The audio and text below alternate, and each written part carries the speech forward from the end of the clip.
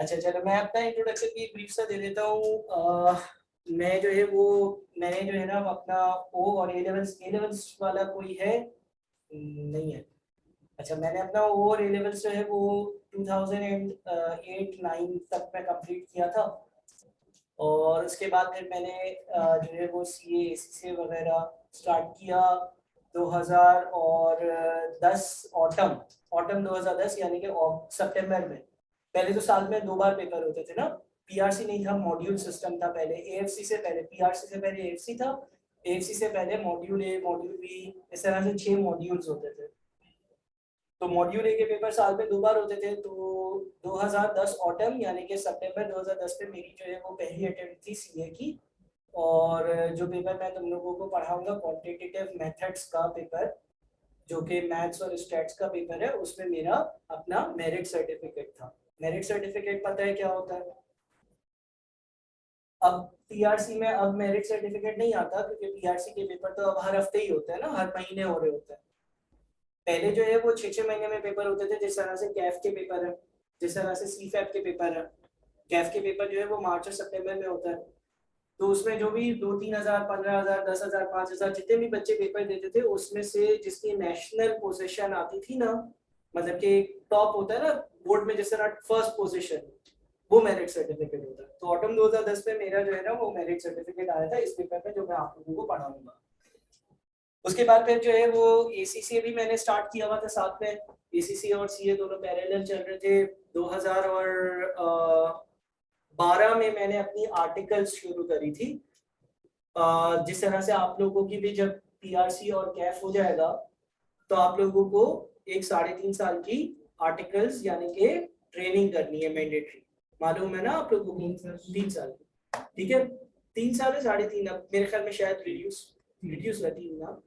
तो जो आप लोगों को जिसके साथ आपको सीफैप एमएसए के पेपर्स देने होंगे ना, तो वो आर्टिकल्स मेरी जो है वो ईवाई की है। ईवाई अर्नेस्ट एंड यंग, यानी कि आर्टिकल्स तो आप कहीं पे भी कर सकते हो। बहुत सारी फर्म्स हैं, बहुत सारे क्या कहते हैं कंपनीज हैं जहाँ पर आप अपनी ट्रेनिंग कर सकते हो। लेकिन बिग फोर ऑडिट फर्म्स जो है ना, वो पाकिस्तान की नहीं बल्कि दुनिया की सबसे जो बड़ी 4 कंपनीज है ना, ऑडिट फर्म्स है।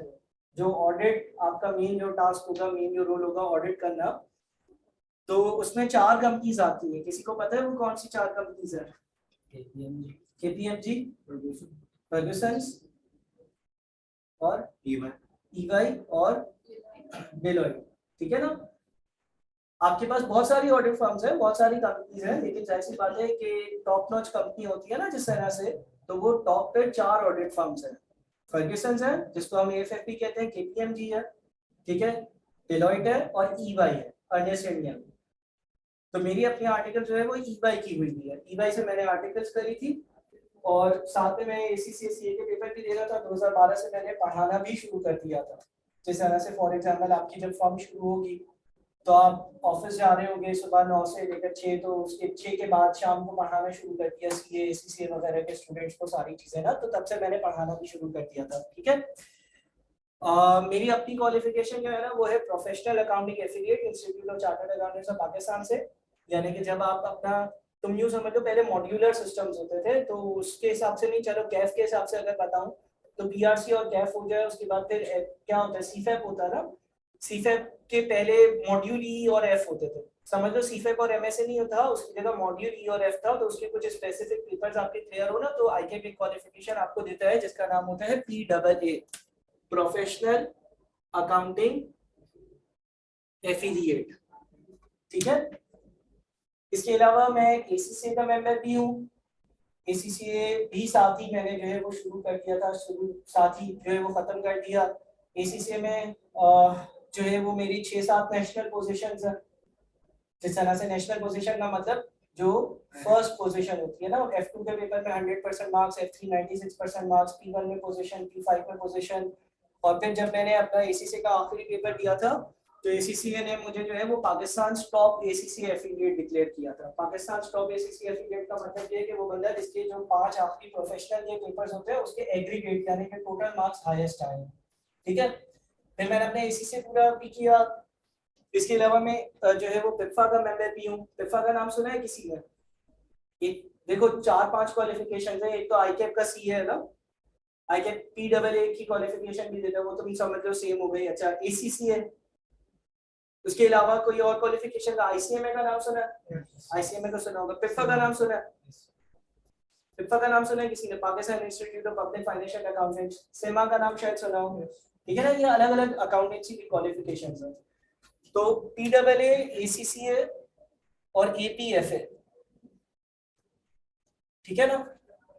एपीएफए यानी कि एसोसिएट पब्लिक फाइनेंशियल अकाउंटेंट, इसकी क्वालिफिकेशन भी है। बाकी फिर मैंने साथ साथ बीकॉम भी कर लिया था, फिर मैंने जो है वो एमए इकोनॉमिक्स के भी पेपर दिए थे, लेकिन वो 2-4 दिए, उसके बाद फिर मैंने नहीं दिए। सही है ना। और 6-7 पोजीशंस थी मेरी नेशनल पाकिस्तान में। तो उसके अलावा 2012 से 2016 मैंने 4 साल अपना ऑडिट फर्म में काम किया, जिस तरह से तुम लोग 3 साल अपनी ट्रेनिंग करोगे।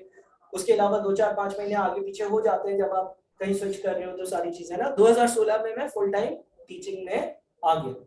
ठीक है ना। अभी करंटली भी मैं बहुत सारे इंस्टीट्यूट्स के साथ एसोसिएटेड हूँ, सीए, एसीसीए, ऑनलाइन और ऑन कैंपस अलग अलग जगह पढ़ाता हूँ। तकरीबन सारे ही कराची के इंस्टीट्यूट्स में शायद मैं पढ़ा चुका हूँ या पढ़ा रहा हूँ, सारे इंस्टीट्यूट्स में। ठीक है। इसके अलावा जो है वो फिर मैंने 2016 से फुल टाइम टीचिंग शुरू कर दी, और फुल टाइम टीचिंग में ही अभी 2022 आ गया कि 6 साल से जो है वो फुल टाइम टीचिंग में ही जो है वो यहाँ पर हूँ। ठीक है। अच्छा, अब आप लोगों ने अपना इंट्रोडक्शन दे दिया, मैंने अपना इंट्रोडक्शन दे दिया। इसके बाद हम अगली चीज में बढ़ते हैं। देखो सीए के बारे में वैसे तो आपकी काउंसलिंग भी हो गई है, ओरिएंटेशन भी हो गई है, टीचर्स ने भी चीजें बता दी होंगी, थोड़ी सी चीजें मैं भी बता देता हूँ। देखो यहाँ पर आपको जो है ना वो बहुत ज्यादा आप समझ लो कि मेहनत करनी पड़ेगी। ठीक है ना। ये चीज आप लोग बहुत क्लियर मेरे ख्याल में दिमाग में बात बिठा कर आए होंगे, क्या आप लोगों को बहुत ज्यादा मेहनत की जरूरत है। आप लोगों को बहुत सारा होमवर्क भी दिया जाएगा, क्लास में भी बहुत सारा काम दिया जाएगा। आप लोगों को जो है वो वक्त पे चीजें करनी होंगी, बहुत सारी आपको रिसर्च करनी होगी, बहुत सारी आपको खुद से चीजें करनी होगी, बहुत सारी मेहनत आपको करनी होगी। यूनिवर्सिटी से ये बहुत डिफरेंट है। यूनिवर्सिटी में क्या होता है कि कहीं पर अगर आप बीबीए वगैरह करते हो तो आपको पढ़ाने वाला सेम होता है, वही बंदा फिर आपका पेपर बनाता है, वही बंदा आपका पेपर चेक भी कर रहा होता है। यहाँ पर ऐसा नहीं है। आईकेएफ ने हमें एक स्टडी गाइडलाइंस दी है, स्टडी टेक्स्ट दिया और सिलेबस दिया है, उसके हिसाब से टीचर्स जो है वो पढ़ाते हैं। और जब वो टीचर्स पढ़ा लेते हैं उसके बाद फिर आईकेएफ उनका पेपर लेता है, टीचर पेपर नहीं लेता। यानी कि मैंने आप लोगों का तो फाइनल एग्जाम नहीं बनाना, आईकेएफ में बनाना। ठीक है ना। और एक इंडिपेंडेंट बंदा उन पेपर्स को चेक कर रहा होता है। तो इसमें ये होता है कि आप लोगों की जो टेस्टिंग होती है ना वो ज्यादा रिग्रेस होती है। आप लोग सब जानते होंगे कि आप लोगों ने सुना होगा सीए का पासिंग रेशियो कम है ना। पीआरसी एएफसी में तो बहुत सारे बच्चे पास हो जाते हैं, आसानी पास हो जाते हैं, इतना ज्यादा मुश्किल नहीं होता। लेकिन कैफ या सीफेप या जो एमएसए लेवल है ना उसमें बहुत कम बच्चे पास होते हैं। इसको यूं समझ लो कि लेट से देखो ये एक इंस्टीट्यूट का एक बैच है ना, एक इंस्टीट्यूट का एक बैच है। यहाँ पर भी 2 बैचेस शुरू हो चुके हैं। इस इंस्टीट्यूट की बहुत सारी दूसरी ब्रांचेस हैं, उधर भी इस तरह के 15-20 बच्चे होंगे, है ना। पूरे पाकिस्तान में देखो एक रियलिटी चेक दूंगा, इससे डर नहीं आना। पूरे पाकिस्तान में समझो कि हर 6 महीने पे जो है ना वो कम से कम 5-10 हजार बच्चे जो है वो सीए स्टार्ट करते होंगे। यहाँ पे 20-25 बैठे हुए हो। आईक्यू स्कूल ऑफ फाइनेंस के 4 कैंपस और जो पिछले बैचेस है 100 अभी तक हो गए और अभी भी एडमिशंस चलेंगे और बच्चे ऐड होंगे, 150-200 यहाँ हो जाएंगे। इस तरह के 10 इंस्टीट्यूट्स कराची में, 10 लाहौर में, 10 इस्लामाबाद में, 10 पेशावर, 10 पिंडी, फैसलाबाद, पूरा पाकिस्तान है। सही है ना। और मिल मिलाकर लेट से कुछ नहीं तो 4-5 हजार बच्चे तो 5,000 बच्चे तो मिनिमम बता रहा हूँ कि भाई वो तो जो है ना वो 5-10 हजार बच्चे जो है वो हर 6 महीने पर ज्वाइन कर लेते हैं। ठीक है ना। या साल का रफली 15,000 बच्चे, ऐसा हम एक हिसाब लगा लेते हैं कि साल के 15,000 बच्चे जो है ना वो सीए ज्वाइन कर लेते हैं। रिसेंटली पासिंग रेशियो काफी अच्छे हो गए। अभी जो है वो सीए फाइनल के एग्जाम जून में खत्म हुए थे। कोई अगर फेसबुक वगैरह पे चीजें फॉलो करता हो सीए से रेलेवेंट, मुझे कोई बता सकते हैं कि कितने लोग जो है वो जो अभी पिछली अटेम्प्ट रही उसमें पास हुए, सीए क्वालिफाई हुआ जिनका? किसने बोला 284? ठीक है ना, तो तकरीबन 284 लोग पास हुए, यानी कि हर 6 महीने पर तुम यूं कह सकते हो, चलो 15,000 नहीं, चलो 10,000 लोग, एक रफ अंदाजा, चलो 10,000 लोग ज्वाइन करते हैं हर 6 महीने पर।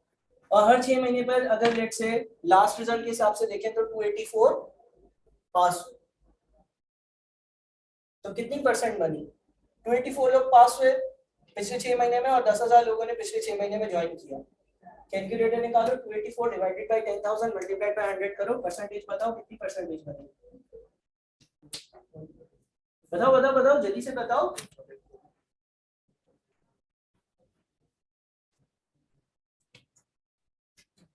2.84 चलो 3% कर लो, 284 डिवाइडेड बाय 10,000 into 100 जो है वो 2.84% बन रहा है।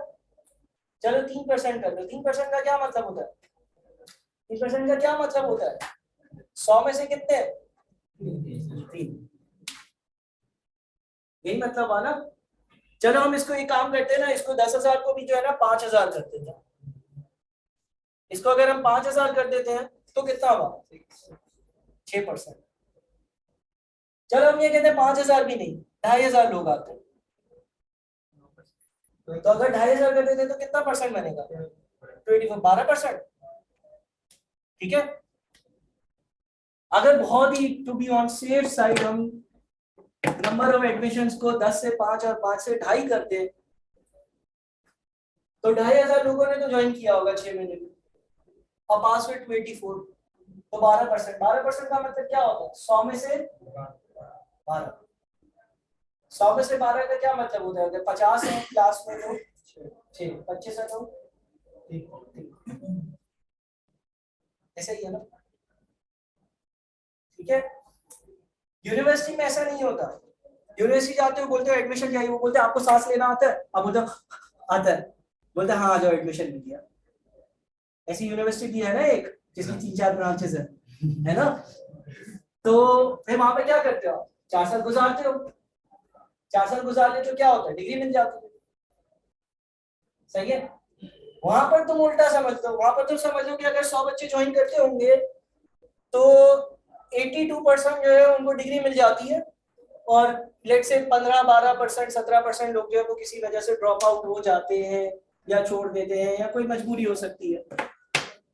तो एक चीज ये याद रखो कि देखो यहाँ पर आपको मेहनत बहुत ज्यादा करनी पड़ेगी, बहुत ज्यादा मेहनत करनी पड़ेगी। ठीक है ना, बहुत ज्यादा मेहनत करनी पड़ेगी, ये बहुत ज्यादा क्लियरली याद रखना। और ये कोई ऐसी बात नहीं है कि मैं तुम लोगों को जो है वो बेवकूफ बना रहा हूँ, मैं तुम लोगों को रियल पिक्चर दिखा रहा हूँ। हाँ, अब ये passing ratio Aahista Aahista improve हो रहा है, क्योंकि बहुत सारी फैसिलिटीज ऐसी हैं जो हमारे पास नहीं होती थी। हम जब पढ़ के निकलते थे तो उसके बाद टीचर का फोन नंबर नहीं होता था हमारे पास, अब तो व्हाट्सएप ग्रुप बने हैं। हमारे पास ये रिकॉर्डिंग वाली फैसिलिटी नहीं होती थी, कोई क्लास मिस हो गई तो टॉपिक ही मिस हो गया। हमारे पास बुक्स नहीं होती थी, स्टडी डेस्क जो है वो नहीं होती थी। 2009 में आके अपने पहली बार सजेस्टेड आंसर्स इशू करना शुरू करे कि जो सवाल मैं पूछ रहा हूँ उसके जवाब क्या है, वरना सवाल होते थे जवाब नहीं होते थे। ठीक है, तो बहुत सारे मसले होते थे, वो मसले खत्म हो रहे हैं। पहले तो 100-150 लोग पास करते थे, फिर वो 200 के आसपास आया। इस अटेम्प्ट में जो है वो एक अटेम्प्ट ऐसी भी आई थी रिसेंट जिसमें 300 के आसपास हुए थे, तो 284 पास हुए। फिर पासिंग रेशो ऐसा ऐसा इंशाल्लाह इंप्रूव ही होगा। खासतौर पर ये जो ऑनलाइन सारी चीजें आ गई है ना, जो ऑनलाइन फैसिलिटी आ गई है कि भाई हर बच्चे का एक पोर्टल है, क्लास में सुई तो उसने रिकॉर्डिंग देखी, कोई चीज समझ नहीं है 10 बार उसने पे पॉज रिमाइंड फॉरवर्ड कर देख लिया, तो ये चीजें बेहतर हुई हो रही। लेकिन हमें तो अभी एग्जिस्टिंग पोजीशन अगर देखें तो हमें ये समझना है कि भाई कोई बहुत ही हाई पासिंग रेशो नहीं है। ऐसा नहीं है कि 100 लोग सीए करने आएंगे तो 100 के 100 सीए हो जाएंगे, ऐसा नहीं है 100 लोग आएंगे तो 80 लोग क्वालिफाई हो जाएंगे, ऐसा नहीं है 100 आएंगे तो 50 क्वालिफाई हो जाएंगे। 100 आएंगे तो बहुत हो गया तो 20%, 25%, चलो बहुत हो गया ना तो 4 में से 1 पास हो जाए। ठीक है, तो अगेन ये चीज मुश्किल है ना, ये चीज मुश्किल है, इसीलिए हर कोई कर नहीं पाता, करता नहीं है, टाइम ज्यादा लगता है, पैसे ज्यादा लगते हैं, या जो भी रीजन होती है, किसी को कोई मजबूरी होती है इसलिए छोड़ देता है, किसी को बहुत मुश्किल लगता है, किसी से मेहनत नहीं होती है, अलग अलग मसले हो सकते हैं। लेकिन करने के बाद इसकी जो है वो वर्थ होती है, वैल्यू होती है, तभी लोग इसको करना प्रेफर करते हैं रादर देन कोई बीबीए बीकॉम वगैरह करे। फॉर एग्जाम्पल अगर लेट से आप बीकॉम वगैरह कर रहे हो तो बीबीए कर लेते हो, फिर क्या करते हो आप कॉल सेंटर में लग जाते हो, रात को नहीं वहां पर काम करते हो, दिन पूरा सोते हो, ठीक है ना, या कहीं पे 30 40 50 हजार रुपए वाली नौकरी पर लग जाते हो, थोड़ी प्रमोशन होती है, हर साल 10% इंक्रीमेंट होता है, तो 10 15 साल बाद आप 2 लाख पर पहुंचते हो, 15 20 साल की आपकी सर्विस हो जाती है तो फिर आप 2 लाख 2.5 लाख कमा रहे हो, ठीक है ना, वो भी अगर आपकी किस्मत अच्छी हुई। जनरली आपको कोई ऐसा बीकॉम, जनरली कोई एक्सेप्शन हो सकती है वो अलग बात है, लेकिन कोई बीकॉम ऐसा नहीं मिलेगा या कोई ऐसा कोई हल्की यूनिवर्सिटी वाला, आईबीएलएम्स की बात नहीं कर रहा या कोई अच्छी यूनिवर्सिटी की बात नहीं कर रहा, लेकिन एक मीडियोकर या लो यूनिवर्सिटी वाले बंदे की बात अगर करूं तो तुम्हें कोई ऐसा नहीं मिलेगा जो कहेगा यार मेरी तनख्वाह तो 5 लाख 10 लाख 7 लाख रुपए है, ठीक है। अगर मैं अपने बैच के मेरे जितने भी दोस्त हैं उनकी एग्जाम्पल दूंगा, देखो पाकिस्तान में तो एक अलग थोड़ा सा इकोनॉमिक क्राइसिस वगैरह है, लेकिन मेरे जितने भी बैचमेट्स जो है वो बाहर काम कर रहे हैं, बाहर की ऑडिट फर्म्स में हैं या कंपनीज में लगे हुए हैं, तो उनकी अभी जो एवरेज तनख्वाह है कितनी होगी, कोई गेस कर सकता है? अभी उनकी एवरेज तनख्वाह क्या होगी? अगर लेट से मेरा बैच बोलता हूँ 2016 में कोई क्वालिफाई हुआ और वो जो है वो 5-6 साल से बाहर किसी कंपनी में काम कर रहा है, यूके में, यूएसए में, मिलियन से ज्यादा, यानी कि एक महीने की तनख्वाह 10 लाख 15 लाख, ये कोई बड़ी बात नहीं है। दिन के 50,000 रुपए कमाना ये कोई बड़ी बात नहीं है, ठीक है ना, प्रोवाइडेड कि तुम क्वालिफाइड हो और तुम्हारी ट्रेनिंग जो है वो कोई अच्छी जगह की हो, या तुम्हें जो है वो चीजें पता हो, तुम्हारी तुमने अपनी वैल्यू बनाई हुई हो, आराम से तुम बाहर जाओ, तुम्हें 5 साल का एक्सपीरियंस हो जाएगा, तुम्हारी तनख्वाह जो है वो अच्छी खासी होगी। पाकिस्तान की मैं अगेन क्लियर करूंगा कि स्पेसिफिकली पाकिस्तान की बात नहीं कर रहा, पाकिस्तान में भी हालात ऐसे नहीं है कि बहुत बुरे हो, क्वालिफाइड चार्टर्ड अकाउंटेंट को गाड़ी भी मिल जाती है, सैलरी भी अच्छी होती है, प्रमोशन भी होती रहती है, फिर वो अच्छा काम करे तो और ज्यादा तनख्वाह बढ़ती है। लेकिन अगर तो आप बाहर निकल गए क्वालिफाई होकर, तो आप लोगों की तनख्वाह 5 साल में 4 साल के एक्सपीरियंस के बाद आप लोगों की तनख्वाह 10-15 लाख रुपए हो जाती है पाकिस्तान में। इसका मतलब क्या हुआ? दिन के 50,000 रुपए, देखें कभी एक साथ, एक दिन में, अगले दिन दूसरे 50,000, तीसरे दिन अगले 50,000 रुपए, सही है ना। जो शायद यहाँ पर कोई अगर बीकॉम होगा तो उसकी महीने की तनख्वाह बनती होगी, ठीक है। तो उसके लिए आपको इतनी जर्नी क्रॉस करनी पड़ती है, इतना एफर्ट करना पड़ता है, फिल्टर होते हो फिर जो रिफाइंड लोग होते हैं वो बच जाते हैं, क्वालिफाई होते हैं, ठीक है। अच्छा, अब यहाँ पर मैंने ये कहा कि देखो बाहर जाने में मेरी पर्सनल रिकमेंडेशन ये होगी कि जब आप लोग क्वालिफाई हो जाना तो आप बाहर निकल जाए। यहाँ पर कंपैरेटिवली कितने लोगों ने ये सोचा है कि भाई हम क्वालिफाई होकर यहीं रहेंगे, पाकिस्तान से हमें बहुत मोहब्बत है या यहीं रहना है, तुम्हारा हाथ इतना सा उठा है, हाँ तुम्हें यही रहना है, पाकिस्तान नहीं, और किसको यहाँ है यहीं रहना है। देखो अगर कोई मजबूरी है या लेट से घर में अकेले बंदे हो और घर वालों को देख रहे हैं, पेरेंट्स को देख रहे हैं, इस तरह की कोई कंडीशन है ना, तो एक अलग बात है ना, तो एक अलग बात, तो समझ में आता है, ठीक है ना। मैं भी रुका हुआ हूँ, बहुत सारे क्वालिफाइड चार्टर्ड अकाउंटेंट यहाँ पे रुके हुए हैं ना, अभी भी हम भी रुके हुए ही हैं, ऐसा थोड़ी हम नहीं रुके हुए, तो एक अलग बात है। लेकिन जनरली मेरी सजेशन ये होगी कि लेट से तुम अगर लेट से क्वालिफाई हो जाते हो ना तो तुम्हें बाहर मूव कर लेना चाहिए। रीजन ये है कि लेट से तुम यहाँ पर अगर लेट से कहीं काम करोगे, तुम्हारा 2-3 साल का एक्सपीरियंस होगा, तो अगर लेट से यहाँ पे तुम्हारी तनख्वाह 2 लाख 3 लाख रुपए होगी, बाहर तुम्हारी वही तनख्वाह जो है वो 7-8 लाख रुपए होगी। कन्वर्जन रेट का भी डिफरेंस है, $1 आप देख रहे हो 240 तक चला गया है, ठीक है। जब तक आप लोग क्वालिफाई हो सकता है 400 पे चला जाए, 450 का 500 का, है ना। ऐसा जो पॉसिबिलिटी है वो तो यही है ना, अनलेस कुछ और हो जाए तो एक अलग बात है, लेकिन जनरली ऐसा ही नजर आता है। तो और बहुत सारे ऐसे मेरे दोस्त भी हैं, जिस तरह से आपको जो है वो अभी कैफ में एक टीचर जो है सर मुजम्मिल मुनाफ, उनका अगर आप पढ़ोगे तो या वो अपने बारे में इंट्रोडक्शन लेंगे तो उनकी आर्टिकल्स भी फर्दर सेंस की है, वो सऊदीया गए 1-1.5 साल काम किया, पैसे जमा किए, यहाँ पर आकर अपनी कंपनी बना ली, अब यहाँ पर टीचिंग कर रहे हैं और अपना जो है वो इन्वेस्टमेंट एडवाइजरी कर रहे हैं। तो ऐसे भी बहुत सारे लोग करते हैं कि लेट से यार पाकिस्तान आना मजबूरी है, तो क्या किया कि क्वालिफाई होकर 3-4 साल बाहर लगाए, पैसे जमा कर लिए, फिर वापस यहाँ आ गए, यहाँ पर जॉब कर रहे हैं और साथ में कोई साइड बिजनेस वगैरह चल रहा है अपना। लेकिन अक्लमंदी इस बात में है, अक्लमंदी इस बात में है कि आप जो है वो बाहर जाकर जितना कमा सकते हो उतना शायद यहाँ पे नहीं कमा सकते हो। बाहर का जो है वो एक बिल्कुल ही लो स्टैंडर्ड जो होता है ना, वो हम लोगों का एक मिडिल क्लास होता है।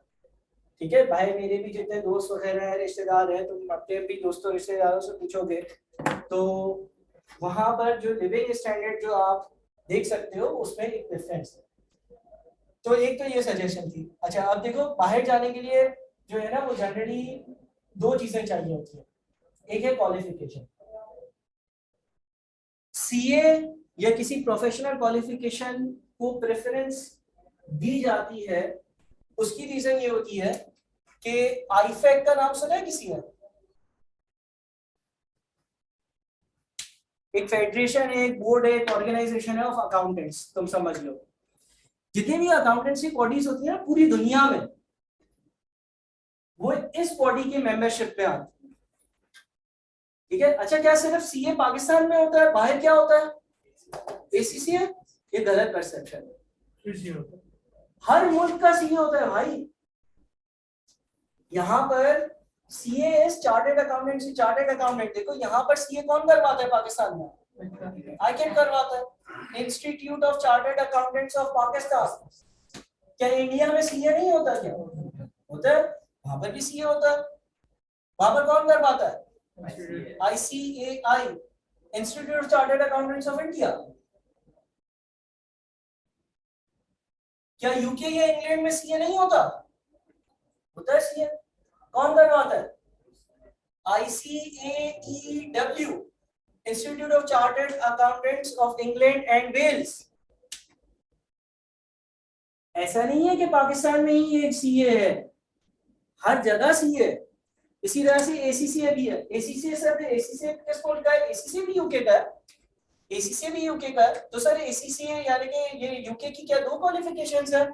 हर जगह की एक से ज्यादा हो सकती है। जिस तरह से पाकिस्तान में आईकेएफ सीए करवाता है, इसके अलावा आईफेक का मेंबर जो है वो आईसीएमए है। आईसीएमए क्या है? Institute of cost and management accountants of Pakistan. इसी तरह से यहाँ पर एक इदारा है PIPFA, Pakistan institute of public financial accountants. मिलती जुलती अकाउंटेंसी की क्वालिफिकेशंस होती है। ठीक है ना? एक प्रीमियर क्वालिफिकेशन होती है, यानी कि सबसे बेहतर होती है, तुम यूं कह लो, जिसमें आपके पास जो है वो आईसीएमए और पिफा के ऊपर आईकेएफ के सीए को पाकिस्तान में प्रेफरेंस दी जा रही होती है। उसके रीजंस वगैरह बाद में पढ़ो। ठीक है ना? तो ये जितनी भी क्वालिफिकेशंस होती है ना, यहाँ पर जो सिलेबस बनते हैं, जो ट्रेनिंग का पीरियड डिसाइड होता है, या जो मेजर डिसीजंस होते हैं, वो आईफेक की बॉडी के अंदर तुम समझ लो आते हैं। यानी कि ये एक ये अबू है और ये सारे बच्चे हैं। ठीक है, तो कभी कभार अबू बोलते थे ऐसा नहीं, ऐसा करना, तो वो करना पड़ता है। अब क्योंकि ऐसा होता है, क्योंकि ये एक इंटरनेशनल ऑर्गेनाइजेशन के अंडर आता है, तो इसकी जो ऑथेंटिसिटी होती है या इसकी जो रिकॉग्निशन होती है वो कंपैरेटिवली एक लड़की के नाम की यूनिवर्सिटी की डिग्री के ज्यादा होती है। ऐसा ही है ना? बात को समझ रहे हो? मतलब कि वो कौन बताएगा कि इकरा कहाँ थी? ठीक है ना? फिर उस गोरे को समझाया भाई इकरा गए थे हम, तो बोलेगा यार मैंने तो डिक्शनरी सर्च किया था तो लड़की का नाम आ रहा था। ठीक है, तो खैर बात कहने की ये है कि भाई आपकी एक रिकॉग्निशन होती है, इसलिए प्रोफेशनल क्वालिफिकेशन जो है ना उसकी ज्यादा डिमांड होती है। ये कहना नहीं चाह रहा कि बीबीए और बीकॉम वगैरह की कोई वर्थ ही नहीं है बाहर, लेकिन लेकिन लेकिन उसकी रिकॉग्निशन जो होती है ना वो चेंज हो जाती है। मतलब कि वो बोलते हैं कि चलो यार तुमने यहाँ से किया हुआ, अच्छा ये यूनिवर्सिटी है, उस यूनिवर्सिटी के इंटरनल पेपर्स हुए होंगे, इसके तो पेपर्स में कुछ डिक्टेशन आईफेक की भी होगी, इस तरह की कुछ बातें हो सकती है। ठीक है ना? तो मैं ये कहूंगा कि भाई तुम लोग जो है ना वो अपना अल्लाह भला करे। अगर तुम लोग देखो बाहर जाने के लिए, एक तो ये है कि तुम्हारे पास कोई प्रोफेशनल क्वालिफिकेशन, ठीक है ना? अच्छा यूके की साइड जाना है तो एसीसीए भी चल सकता है। बहुत सारे लोग ऐसे होते हैं जो सीए फाइनल में आते हैं और उसके बाद फिर एसीसीए कंप्लीट कर लेते हैं, तो इनके पास एक रिकॉग्निशन हो जाती है। ठीक है ना? दूसरी चीज जो होती है ना, दूसरी चीज वो ये होती है कि तुम्हारी आर्टिकल्स अच्छी जगह आती है। अच्छा, आजकल आर्टिकल्स में बहुत ज्यादा कंपटीशन है, बहुत ज्यादा जो है वो मारा धाड़ी है, ठीक है ना, और क्योंकि बच्चे ज्यादा हैं और जो है वो सीट्स वगैरह कम होती हैं, लेकिन कोशिश ये करना कि तुम्हारी आर्टिकल जो है ना वो या तो फर्गुसन, ईवाई, डेलॉइट या केपीएमजी, कोशिश ये होनी चाहिए। अगर किसी और फर्म की आर्टिकल्स है तो भी इतना बड़ा मसला नहीं है, एफर्ट्स करोगे तो आगे बढ़ते रहोगे। लेकिन प्रेफरेंस जनरली जो है ना, कभी कभार ऐसा होता है कि तुम जब लेट से गूगल पर सर्च करोगे ना, अब जिस तरह से तुमने शायद सर्च भी किया हो कि भाई jobs for qualified chartered accountant या सीए, तो तुम 100 एड्स देखोगे ना, 100 में से 10-15 एड्स ऐसे नजर आएंगे जिसमें बोलेगा कि अप्लाई ही वो लोग करना है जिन्होंने बिग फोर में आर्टिकल्स करी है। ऐसा लिखा हुआ होता है, preference will be given to qualified chartered accountants from big four firms, mentioned होता है, क्योंकि वो एक बड़ी कंपनीज है ना। जिस तरह से अगर ईवाई की मेरी आर्टिकल्स है तो हम लोगों के पास अलबरका बैंक भी क्लाइंट था, एचबीएल बैंक भी क्लाइंट था, पार्क सुजुकी का ऑडिट मैंने किया हुआ है, मैकडॉनल्ड्स का ऑडिट मैंने किया हुआ है, टोयोटा इंडस मोटर्स का ऑडिट मैंने किया हुआ है, आर्टिस्टिक मिलियनेयर जो है आर्टिस्टिक मिलियनेयर उसका ऑडिट किया हुआ है। आप लोग जो मेडिसिन खाते हो, मेरे ख्याल में एक मेडिसिन पहले बहुत मशहूर थी, उसका नाम मैं भूल गया हूँ, अल्सर की होती है, उसकी कंपनी है सनोफी एवेंटिस, बहुत सारी दूसरी मेडिसिन भी बनाती है, उसका ऑडिट मैंने किया हुआ है। तो जब आप बड़ी कंपनी या बड़ी ऑडिट फर्म में जाते हो तो वो ऑडिट फर्म जो है वो जो है उसके क्लाइंट्स जो होते हैं ना वो मशहूर होते हैं, बड़े होते हैं। फिर सेकॉन्डमेंट्स होती है, सेकॉन्डमेंट्स का मतलब ये कि बहुत बार ईवाई में ऐसा होता था कि मुझे वो बोलते थे कि यार 3 महीने के लिए आप सऊदी ऑफिस में काम करने चले जाओ, क्योंकि हम लोग जो है वो अफोर्डेबल है ना उनके लिए। अगर वहां का कोई बंदा होगा 10 लाख ले रहा होगा, हम शायद 1 लाख में तैयार हो जाएंगे। वो बोलेगा खाना पीना भी देंगे, हम और तैयार हो जाएंगे। वो बोलेगा होटल का स्टे भी देंगे, हम और तैयार हो जाएंगे। बोलेगा डिनर में जो भी खाना वो खा लेना, हम बोलेगा चलो भाई चलो, सही है ना। ट्रेन की टिकट भी मिल रही है, खाना पीना भी मिल रहा है, अयाशी भी है, संडे को घुमा भी रहे हैं, तो फिर तुम क्या बोलोगे, भाई पैसे भी नहीं दे फिर भी ले जा काम करेंगे है ना। और उसमें वो 2 लाख रुपए 3 लाख रुपए दे दें तो फिर 3 लाख रुपए तो बहुत जबरदस्त है हमारे लिए। वहां का लोकल बंदा हायर करेंगे 4-5 लाख रुपए 1 महीने के ले लेगा। तो यहाँ से जो बिग फोर फर्म्स होती हैं जिनकी पूरी दुनिया में ऑफिसेज होती है, तो वो यहाँ से जो क्या कहते हैं लोग होते हैं, जो ट्रेनीज होते हैं, उनको 3 महीने 6 महीने के लिए वो बाहर सेकॉन्डमेंट पर भेज देते हैं, ताकि वो जो बंदा, तीनों का फायदा है ना। यहाँ से जो ऑफिस भेजता है ना, यहाँ से ईवाई पाकिस्तान भेजता है, तो वो ईवाई दुबई वालों से कुछ पैसे लेता होगा कि भाई मैं तुम्हें सस्ती लेबर दे रहा हूँ, तुम्हारे 4 लाख बचेंगे, 1 लाख मेरा, चलो भाई इसका फायदा। ट्रेनी जो है उसका तो फायदा ही फायदा, सही है ना। उसको तो बस जिस दिन बोल दिया भाई तुम्हें भेज रहे हैं, वो बोलता है हाँ कब लाऊं पासपोर्ट, सही है, उसका भी फायदा और उन ऑफिस वालों का भी फायदा होता है। तो जब आप बाहर जाते हो, बाहर पे आप अच्छा काम करते हो, आपके लिंक्स बन जाते हैं, आपके ताल्लुकात बन जाते हैं, आप ईवाई दुबई गए, ईवाई सऊदीया गए, या आप एएफएफ की तरफ से, केपीएमजी की तरफ से कहीं से कॉर्पोरेट में गए, आपने वहां पर अपने ताल्लुकात लिंक्स बना दिए, मैनेजर से दोस्ती कर ली। फिर जब आप क्वालिफाई हो जाते हो तो ऐसा भी होता है कि वही मैनेजर आपको कॉल कर लेता है, क्या तुम जब स्टूडेंट थे तो तुम आर्टिकल्स के लिए आए थे, तुमने काम अच्छा किया था, तो अभी यहाँ पर जगह बन रही है, तुम आना चाहते हो तो परमानेंटली आ जाओ। दूसरी फर्म्स में ये अपॉर्चुनिटीज कंपैरेटिवली कम होती है, लेकिन ऐसा नहीं होगा कि है ही नहीं या दूसरी जो है वो फर्म्स में कुछ भी नहीं है, ऐसी बात नहीं है। बट एक एक रूट होता है ना, एक चैनल होता है जो मैं तुम लोगों को क्लियर करता जाऊं, क्योंकि एक एक टाइम ऐसा भी था ना कि मैं भी तुम लोगों की तरह स्टूडेंट ही था, तो तुम लोगों की एक डायरेक्शन हो ना कि अच्छा यार इस तरह से करेंगे ना तो मैक्सिमम फायदा है, या ये काम करेंगे या ये स्टेप्स फॉलो करेंगे तो जल्दी क्वालिफाई हो जाएंगे, या फायदा सबसे ज्यादा होगा, या ये इस तरह से करना चाहिए, ठीक है ना। अच्छा, अब हमने ये डिसाइड कर लिया कि देखो आपको अगर गेट से बाहर निकलना है, अच्छी पोस्ट पे बैठना है या जल्दी से तरक्की की तरफ जाना है, तो 2 बातें जरूरी है। क्या? एक तो आपके पास कोई क्वालिफिकेशन हो, प्रोफेशनल क्वालिफिकेशन, ठीक है, सीएओ एसीसीओ कोई भी जो आईफेक का मेंबर है, जनरली पीक्यू प्रोफेशनल क्वालिफिकेशन कहते हैं इसको। दूसरा, कोशिश ये होनी चाहिए कि आर्टिकल्स बिग फोर की हो या किसी बड़ी फर्म की हो या किसी अच्छी कंपनी की हो जिसमें सेकॉन्डमेंट के या बाहर जाने के चांसेस हों। दूसरों में भी मसला नहीं है, लेकिन बेहतर ये है। अब वहां तक पहुंचने के लिए क्या करना होता है? वहां तक पहुंचने के लिए आपको अपने पेपर तेजी से निकाल लें। फिर जब आप अपने कैफ और पीआरसी के पेपर्स निकाल लेते हो ना, उसके बाद आपके पास एप्लीकेशंस के लिए इंस्टीट्यूट ही बताते हैं कि भाई ई-बाई में जो है ना अभी अप्लाई करने का वो आया हुआ है ना, फॉर्म्स आए हैं, आप अप्लाई करते हो, उसके बाद आपका एक इंटरव्यू होता है, एक टेस्ट होता है, अगर वो चीजें क्लियर कर लेते हो तो आपकी इंडक्शन हो जाती है। ठीक है, अब यहाँ तक बताओ किसी के कोई भी सवाल है तो मुझसे डिस्कस कर लो, किसी भी किस्म के कोई भी सवाल, कोई भी बात पूछनी हो पूछो जल्दी से। किसी का कोई भी सवाल है ही नहीं, कुछ नहीं पूछना। यार ग्रेजुएशन मैंने की भी है, बीकॉम किया हुआ, ठीक है ना, साथ में ही मैंने किया था सीए, सीसीए, बीकॉम पढ़ाना और फर्म, ठीक है, पांचों चीजें तो बिल्कुल कर सकते हो। लेकिन दो बातें, नंबर वन क्या कहते हैं, अगर आप क्वालिफाइड चार्टर्ड अकाउंटेंट हो तो पाकिस्तान में आपको बीकॉम या ग्रेजुएशन की जरूरत नहीं पड़ती है जॉब के लिए। इसका सीधा सीधा हल ये है कि आज इंटरनेट पर जाना और इंटरनेट पर सर्च करना कि jobs for qualified chartered accountant, वो जो एड्स होंगे ना उसमें रिक्वायरमेंट्स पढ़ना।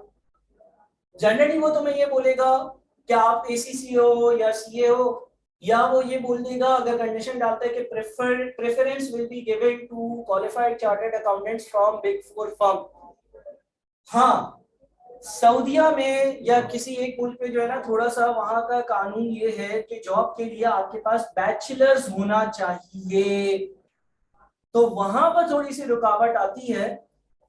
एक बात ये हो गई, दूसरी बात ये कि मेरे टाइम में तो बीकॉम 2 साल का था, पार्ट 1 पार्ट 2, अब तो मेरे ख्याल में वो एडीसी हो गया 3-4 साल, 4 साल का हो गया ना, तो उसमें तुम्हारा टाइम वगैरह एफर्ट्स वगैरह बहुत लगेंगे, तो उसको करने का कोई फायदा सच है नहीं, सच है नहीं, क्योंकि 4 साल का मतलब ये है कि तुम्हें अगर लेट से हर साल के 5 पेपर्स होंगे तो 4-5-20 पेपर्स ये देने हैं, फिर 4 साल के बाद जाकर एडीसी होगा, और उसके लिए भी तुम्हें केयू जाना पड़ेगा, आना पड़ेगा। हालात तुमने केयू के देखे हैं, पेपर कैसे होते हैं, फॉर्म फिल करना हो, ये करना हो, वो करना हो, धक्के खाने पड़ेंगे, फिर डिग्री निकलवाओ, ये वो। मेरी ओरिजिनल बीकॉम की डिग्री भी केयू में ही पड़ी है, मैंने जो है वो बीकॉम कॉलेज के थ्रू किया था, जहां से सीए कर रहा था वहीं से फॉर्म लिए थे, उसके बाद फिर एमए इकोनॉमिक्स जल्दी जल्दी करना था तो उनको ओरिजिनल डिग्री चाहिए थी, मैं मार्कशीट मैं पता नहीं किसी चीज डॉक्यूमेंट के लिए रुका नहीं था, तो वो फिर एमए इकोनॉमिक्स मैंने किया नहीं, वो सब वहीं पे पड़ा था केयू में कितने सालों से, तो मुझे कभी भी जरूरत नहीं पड़ी, जनरली नहीं पड़ती, लेकिन ऐसा हो सकता है 1% 2% केसेस में पड़ जाए। जिस तरह से मेरा एक दोस्त था तो वो शायद दुबई से सऊदीया वगैरह जा रहा था, तो जिस कंपनी में जा रहा था उस कंपनी की एचआर पॉलिसी यानी कि इंटरनल पॉलिसी ये थी कि भाई आपके पास जो है ना वो बैचलर्स की डिग्री होनी चाहिए, तो बहुत रेयर केसेस में मसला होता है, ठीक है, लेकिन जनरली नहीं होता। तो मेरी पर्सनल रिकमेंडेशन ये होगी कि तुम करोगे तो टाइम डिस्ट्रीब्यूट होगा, डिवाइड होगा। हाँ करिए सर, एकेडमिकली भी तो आप इंटर सॉरी एजुकेशन कौन से एकेडमी के लिए इंटरमीडिएट हो चुकी है हमारी, हाँ सीए को अगर आप परसू करेंगे तो फिर ग्रेजुएशन या एजुकेशन जो होती है हाँ एकेडमिकली हाँ हमारी इंटरमीडिएट तक ही रहेगी। यार ये एक पुरानी सोच है कि क्वालिफिकेशन इंटर तक रहेगी, ऐसा नहीं है ना, मतलब वो इयर्स इंक्रीज नहीं होंगे, तुम एमबीए नहीं कर सकते हो शायद, या तुम क्या कहते हैं इस तरह की कोई क्वालिफिकेशन नहीं कर सकते हो, लेकिन सीए जो है वो जब आप पूरा कर लेते हो तो केयू का भी एक नोटिफिकेशन है कि उसको एमकॉम के इक्विवेलेंट गिना जाता है, मास्टर्स इन कॉमर्स के इक्विवेलेंट गिना जाता है, डिग्री नहीं होगी हाथ में बस, तो उसमें क्या मसला है, कोई मसला नहीं है। देखो तुम क्यों पढ़ रहे हो, पैसे के लिए पढ़ रहे हो, सीधी बात है ना, खत्म हो गई बात। फिर क्या करना है कि लोग बोले इसकी 12 जमातें हुई हैं, 10 जमातें हुई हैं, 8 जमातें हुई हैं, उसको कौन 14 हो भी जाएंगी, 16 हो भी जाएंगी, तो क्या वो पैसे देगा, नहीं ना। वो एक पुरानी सोच है, पहले क्या होता था, पहले सीए सीसीए वगैरह प्रोफेशनल क्वालिफिकेशंस कॉमन नहीं थी ना, तो वो काउंट यूं ही करते थे कि भाई ये 10 जमात पास है, ये 12 जमात पास है, ठीक है ना, ये 14 जमात पास है, ये 16 जमात पास है, ऐसा अब थोड़ी है, अब इसकी जरूरत भी नहीं है। अच्छी अच्छी कंपनीज है वो हायरिंग स्किल बेसिस हायरिंग करती हैं, काफी कंपनीज ऐसी होती हैं जो आपकी क्वालिफिकेशन भी नहीं देखती हैं, बोलती है तुम्हें काम करना आता है, हमें तुम्हारा काम चाहिए, तुम्हें हमसे पैसे चाहिए, ये दो शर्तें हो रही है तो सही है, आ जाओ भाई, तुम चाहे इंटर हो, बीकॉम हो, मैट्रिक हो, हमें क्या, सही है, तो उसकी जरूरत नहीं पड़ती है, ठीक है। और कोई सवाल, ठीक है, हाँ 3-4 सालों के बाद क्वालिफिकेशन के साथ साथ मास्टर्स की डिग्री मिलने वाली है।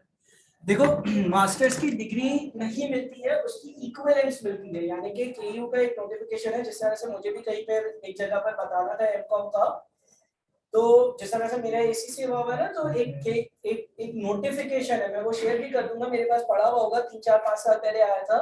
उस नोटिफिकेशन में ये लिखा हुआ है, कराची यूनिवर्सिटी का मेरे ख्याल में या एचईसी का, कि अगर किसी ने सीए या एसीसी किया हुआ है तो हम उसको जो है वो एमकॉम के बराबर समझते हैं, ठीक है ना। तो वो जब भी आप अप्लाई करते हो तो वो नोटिफिकेशन आप शो कर देते हो। वैसे तो मैं जरूरत पड़ती नहीं है यार, पड़ती ही नहीं है, जिंदगी भर पड़ती ही नहीं है जरूरत, ठीक है ना। कोई मतलब अगर कोई फर्म हायर करती है, अगर तुम ईआई वगैरह कहीं पे भी जाते हो, किसी कंपनी में जाते हो, जब तुम सीए एसीसी होते हो तो उसके बाद फिर वो बीकॉम सीकॉम कुछ भी नहीं देखते। सर आउट ऑफ कंट्री भी सिर्फ मैंने कहा ना कि कुछ कुछ ऐसी कंट्रीज या कंपनीज हो सकती हैं जिसके कानून ऐसा हो, अदरवाइज नहीं होगा, ठीक है ना, अदरवाइज नहीं होगा, बहुत बहुत रेयर, बहुत रेयर है, बहुत रेयर, 1%, ठीक है। और कोई सवाल? बच्चे बीच में छोड़ते हैं चार्ट, हाँ क्या करते हैं उनके पास सर्टिफिकेट से आगे सही है।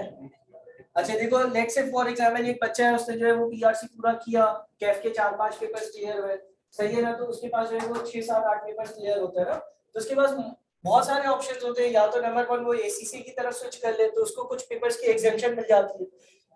जिस तरह से जब आपका पीआरसी पूरा हो जाएगा तो इंटर वाले बच्चों को एसीसी जो है वो एफडी से स्टार्ट करना होता है, एमए1 एमए2 एफए1 एफए2, वो 4-5 पेपर एग्जाम हो जाते हैं, वो वहां से एसीसी कंटिन्यू कर लेते हैं, एक ऑप्शन।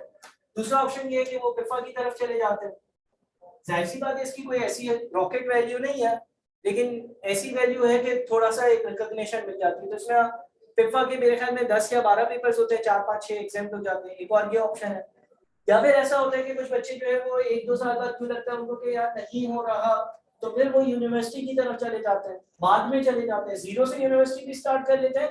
या ऐसा होता है कि कुछ यूनिवर्सिटीज के साथ है ना, वो बीएस अकाउंटिंग एंड फाइनेंस के बारे में आपने सुना होगा, BS accounting and finance, bachelors की डिग्री अकाउंटिंग एंड फाइनेंस की मुख्तलिफ यूनिवर्सिटीज के साथ जो है वो आईकेट ने एमओयू साइन किया हुआ है, तो उसमें कुछ कभी एक्सेप्शंस मिल जाती हैं, इस तरह से कर लेते हैं। लेकिन अमूमन जनरली जो स्टार्ट करता है फिर वो ये सोचता है कि यार एटलीस्ट कैफ तक मैं कर लूं। जब आप कैफ कर लेते हो ना, तो कैफ का भी आपको सर्टिफिकेट मिलता है, ठीक है ना, पहले सी इंटर वो कहलाता था। तो अब आप जब कैफ कर लेते हो ना, तो कैफ का भी आपको जो है वो एक रिकॉग्निशन, एक लेबल, एक सर्टिफिकेट मिल जाता है। एक तो सर्टिफिकेट आपको मिलता है जब आप पूरा सीफैब एमएसए वगैरह सब कर लेते हो, एक जब आप कैफ कर लेते हो ना तभी आपको मिल जाता है। तो आपने जितना एफर्ट लगाई होती है ना वो सारी कैपिटलाइज हो जाती है, गिनती में आ जाती है। अगर क्वालिफाइड 1.5 लाख पर है, तो आप अगर कैफ हो और आर्टिकल्स के साथ हो तो शायद आप 70,000 पर हो, तो वो तो बीकॉम करते वो भी नहीं पहुंचते ना, ठीक है ना। तो जनरली अगर ये है कि यार to be on safe side BCom कर ले, तो ऐसा करना कि पीआरसी निकाल लो, पहले रजिस्ट्रेशन करवा लो, बीकॉम की प्राइवेट थी ना, उसके जब पेपर हो तब छुट्टियां कर बीकॉम दे दिया करो। लेकिन अगर वो भी बहुत सेफ साइड पे रहना, हमारे टाइम में तो 2 साल में हो जाता था ना, तो हम करवा लेते थे कि चलो साइड पे होता जाएगा। अब ये कि ये 4 साल पर चला गया, तो अगर बहुत सेफ रहना है तो तुम करवा लो रजिस्ट्रेशन, और वो जब पेपर्स हो तब तुम्हें इतना पढ़ना नहीं पड़ेगा, क्योंकि सीए में तुम सिग्निफिकेंट चीजें कवर कर चुके होगे, वहां पर सिर्फ रिवाइज करना होगा, थोड़े बहुत चीजें नहीं देखनी होंगी और वो हो जाएगा, ठीक है। और कोई सवाल? कोई सवाल नहीं है पक्का? नहीं नहीं। और कोई सवाल? पक्की बात है? तुम लोगों को कोई सवाल नहीं है? तुम लोगों को कोई सवाल नहीं है? कोई सवाल नहीं है? पक्की बात है, किसी को कोई सवाल ही नहीं? तुम्हारा सवाल है ना? नहीं।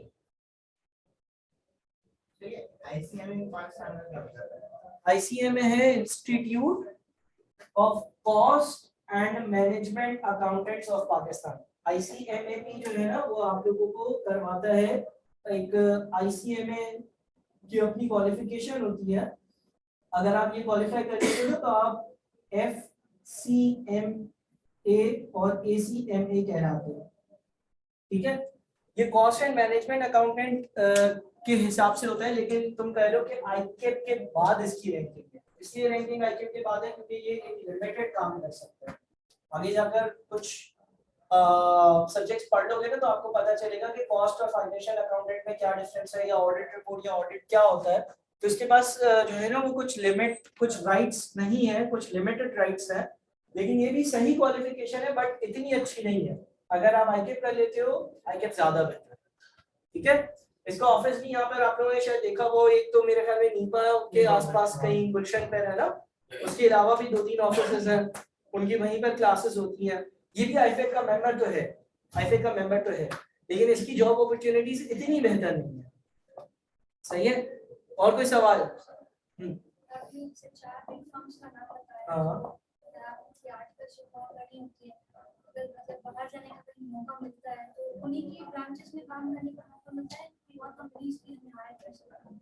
देखो हायर तो कोई भी कर सकता है, लेकिन इनिशियली ऐसा होता है कि लेट्स से कोई बंदा ईवाई में काम कर रहा है ना, तो जो लेट्स से ईवाई का पाकिस्तान ऑफिस है, कहीं पे भी अप्लाई तो ये कर सकते हैं, ये तो एक इंडिविजुअल इंडिपेंडेंट बंदा है, ऐड देखा अप्लाई कर दिया, कर सकता है। लेकिन जो बाहर के ईवाई के ही ऑफिस होते हैं ना, वो इसको रिकमेंड कर लेते हैं। क्यों? क्योंकि इसने ईवाई में ही काम किया है, तो इसको ईवाई की सारी बातें मालूम है, जो सॉफ्टवेयर चलाए वो चलाने आते हैं, तो इसकी यहाँ पर हायरिंग आसानी से हो जाती है। इसका मतलब ये नहीं है ये कहीं और नहीं जा सकता। बहुत सारे लोग ये भी करते हैं कि अपनी आर्टिकल्स यहाँ से करें, आर्टिकल्स कर ईवाई लेट से दुबई चले गए, ठीक है ना। क्यों? क्योंकि यहाँ से यहाँ जाना आसान था, या यहाँ पे काम कर आए हुए थे पहले ही 3 महीने के लिए आर्टिकल्स के दौरान, तो मैनेजर ने बुला दिया तो जो है वो यहाँ पर जाना आसान था, यहाँ पर 3-4 साल लगाए, उसके बाद यहाँ से जो है वो किसी और दुबई की फर्म में चले गए। मेरे तो दुबई पहुंचना था ना, इसने दुबई पहुंचा दिया और इसको छोड़ दिया, कहीं और चले गए, ठीक है। ऐसा भी करते हैं लोग। आपने 3-4 साल यहाँ पे आर्टिकल्स करी, फिर 3-4 साल आपने यहाँ पर काम किया, फिर आपने प्रमोशन के लिए जो किसी और कंपनी को ज्वाइन कर दिया, ऐसा भी करा जा सकता है, होता है, ठीक है। और कोई सवाल बताओ जल्दी जल्दी। सर एक चार्टर्ड अकाउंटेंट टीचिंग की तरफ क्यों आता है? चार्टर्ड अकाउंटेंट टीचिंग की तरफ क्यों आता है यार?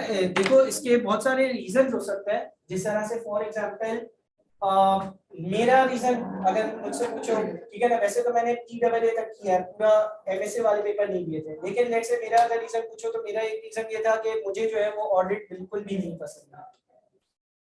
जो आप लोगों का कोर काम है ना, कोर काम ऑडिट करना, मुझे उससे बहुत नहीं, रातों को बैठने का मसला नहीं था मुझे, मतलब जिस तरह से लोकली ऑडिट होता है ना, इंटरनेशनल ऑडिट एक डिफरेंट है, लेकिन लोकल जो यहाँ पर पाकिस्तानी ऑडिट होता है ना, उसमें मुझे मजा नहीं आता था, वो जिस तरह का काम है, ठीक है ना।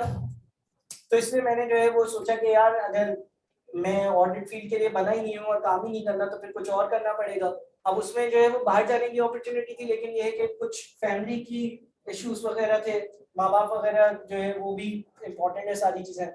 उसके बाद जो है वो इस टीचिंग में आने का मौका मुझे जल्दी मिल गया था, ये फैक्टर भी था, क्योंकि मेरी 3-4 मैंने बताया 6-7 नेशनल पोजीशंस टोटल थी, कैफ तक मेरी 3-4 आ चुकी थी, कैफ तक मेरी QM में भी नेशनल पोजीशन थी और ACC की भी 2-3 जो है वो नेशनल पोजीशंस थी। तो जिस इंस्टीट्यूट में मैं पढ़ रहा था उन्होंने मुझे ऑफर कर दिया। अब तुम खुद एक बात बताओ, लेट से तुम्हारा TRC और कैफ पाओ, और कैफ के बाद तुम जो है ना वो फर्म के साथ साथ 80-90 हजार लाख रुपए कमा रहे हो 2012 के, दिमाग घूमेगा या नहीं? घूम जाएगा ना दिमाग। तो ये भी एक रीजन था। तो बहुत सारे फैक्टर्स थे जिसकी वजह से फिर आहिस्ता आहिस्ता ग्रेजुअली टीचिंग में आया, फिर टीचिंग में आया तो फिर जो है वो इस फील्ड में ही आगे प्रोग्रेस कर लिया, बहुत सारी और अपॉर्चुनिटीज भी मिली, उसको एक्सप्लोर किया और इसमें अल्हम्दुलिल्लाह सही हो गया। दूसरा ये हो सकता है कि जिस तरह से सर मुर्तजा है, सर मुर्तजा कायद है, या सर इब्राहिम है, या सर मुजम्मिल है, ये क्यों आए टीचिंग में? ये इसलिए आगे के लेट से सर मुर्तजा है, उनकी अपनी टैक्स की फर्म है। आप जब चार्टर्ड अकाउंटेंट बन जाते हो तो आप अपना काम भी कर सकते हो, consultancy, audit firm, tax firm चला सकते हो। तो टैक्स फर्म जो इनकी अपनी है वो नौकरी नहीं है ना, ऐसा नहीं है सुबह 9 बजे पहुंचना है, 10 बजे भी पहुंच सकते हैं, 10:30 भी पहुंच सकते हैं। ऐसा नहीं है कि शाम को 6-7 बजे जो है वो वहां से निकल जाना है, किसी दिन लेट पहुंचे, किसी दिन जल्दी पहुंचे, किसी दिन काम ज्यादा है, काम ज्यादा करिए, फ्लेक्सिबिलिटी है। तो उन्होंने प्रोबेबली ये सोचा होगा कि यार मेरी टैक्स की फर्म भी साथ साथ चल रही है, कुछ टाइम यहाँ पे लगा कर पढ़ा भी देंगे। इसी तरह से सर इब्राहिम जो है वो ऑडिट मैनेजर है, ऑडिट फर्म में है, तो वो उन्होंने भी यही सोचा, ठीक है ना। इसी तरह से सर मुजम्मिल का जिस तरह से मैंने बताया कि वो जो है वो फर्ग्यूसन से आर्टिकल्स कर कर फिर बाहर गए थे 1-1.5 साल, वो भी मैंने पढ़ाते थे, ठीक है ना। उसके बाद फिर वो बाहर गए, फिर वो वापस आया, उन्होंने अपना एक इन्वेस्टमेंट जो है वो एडवाइजरी सर्विसेज जो है वेल्स एडवाइजर्स के नाम से उनका जो है ना वो एडवाइजरी सर्विसेज है। वो ऐसा ऐसा वक्त के साथ साथ आपको पता चलेगा कि इन्वेस्टमेंट्स किस तरह करनी है या क्या म्यूचुअल फंड्स होते हैं, एडवाइजरी सर्विसेज क्या होती है, तो उनका भी एक तरह से अपना काम है। तो जनरली जो है वो अपना अगर काम है तो उसमें फ्लेक्सिबिलिटी होती है ना। तो उन्होंने सुबह आकर 2 क्लासेस ले ली, शाम को ऑफिस से घर जा रहे हैं वापस तो 2 क्लासेस ले ली, इस तरह से पढ़ा दिया, पार्ट टाइम टीचिंग टाइप कर दिया। तो ये बहुत सारे रीजंस हो सकते हैं जिसकी वजह से जो है वो इस फील्ड में आ जाते हैं लोग। और बताओ।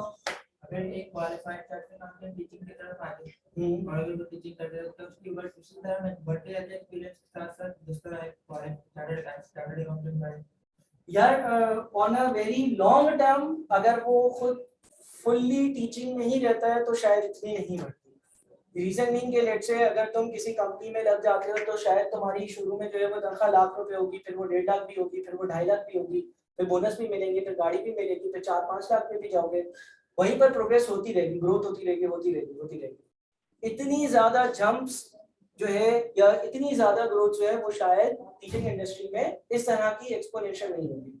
साथ में कुछ ना कुछ आपको करना पड़ेगा या अपने आप को डाइवर्सिफाई करना पड़ेगा, ठीक है ना। ग्रोथ पोटेंशियल्स कम है, लेकिन ये है कि इनिशियल जंप्स बहुत ज्यादा होंगे। सही है। और कोई सवाल? बस खत्म सारे सवाल, फिनिश। हाँ अच्छा चलो, अब हम जो है वो अपने कोर्स की तरफ आते हैं। अच्छा, ऑनलाइन स्टूडेंट्स के भी कुछ क्वेश्चंस हैं, उसको मैं एड्रेस एक साथ कर दूंगा। चलो अब हम जो है वो पढ़ने की तरफ आते हैं, ठीक है। आप लोगों को सिलेबस में बता देता हूँ, बुक्स में बता देता हूँ, क्लासेस जो है वो जनरली कब हो रही होंगी इसके बारे में डिटेल दे देता हूँ। ये सारी चीजें मैं आप लोगों को बता देता हूँ। आप लोग अपने रजिस्टर्स निकाल लो।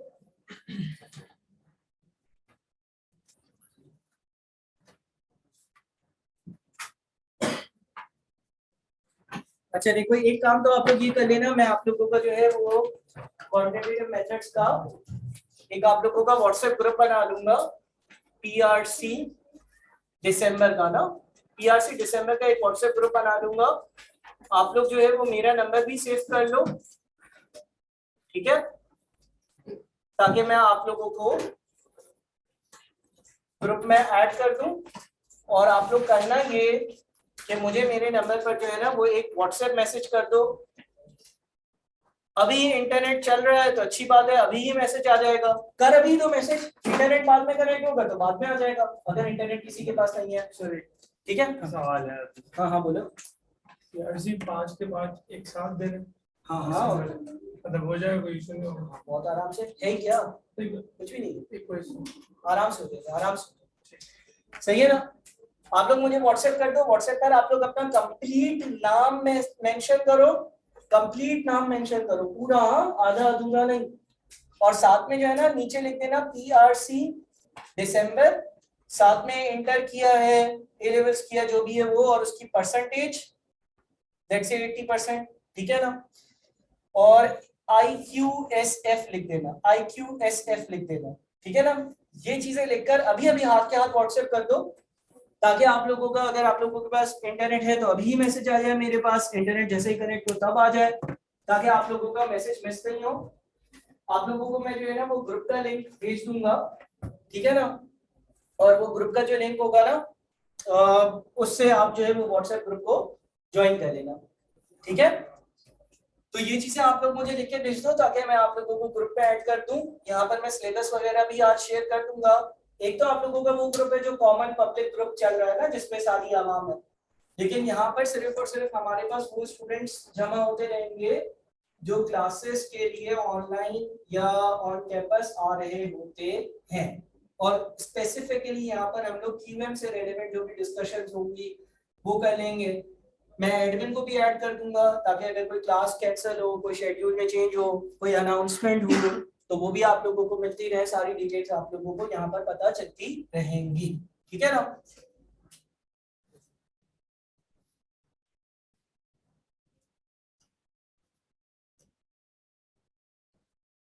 आपस में तुम लोगों के पास सबके पास एक दूसरे का नंबर है दोस्त वगैरह का, ऐसा ना हो ना कि मैं 20-25 लोगों को रिप्लाई ना कर सकूं और कोई मिस हो जाए, ऐसा है? या एक काम करते हैं, लेट्स से चलो तुम लोग मैसेज करो, फिर तुमने कर दिया मैसेज? अच्छा इंटरनेट नहीं है ना, मैसेज कर दो, कनेक्ट होगा, चला जाएगा। व्हाट्सएप खुल तो जाएगा ना, मैसेज भी हो जाएगा या नहीं? कनेक्ट करूंगा, सेव करूंगा, व्हाट्सएप नहीं आएगा। अरे यार एक काम करो, wa.me, अच्छा वो मेरी चैट भी ओपन नहीं होगी? अच्छा wa.me करके जो लिखता है उस पर भी नहीं होगी?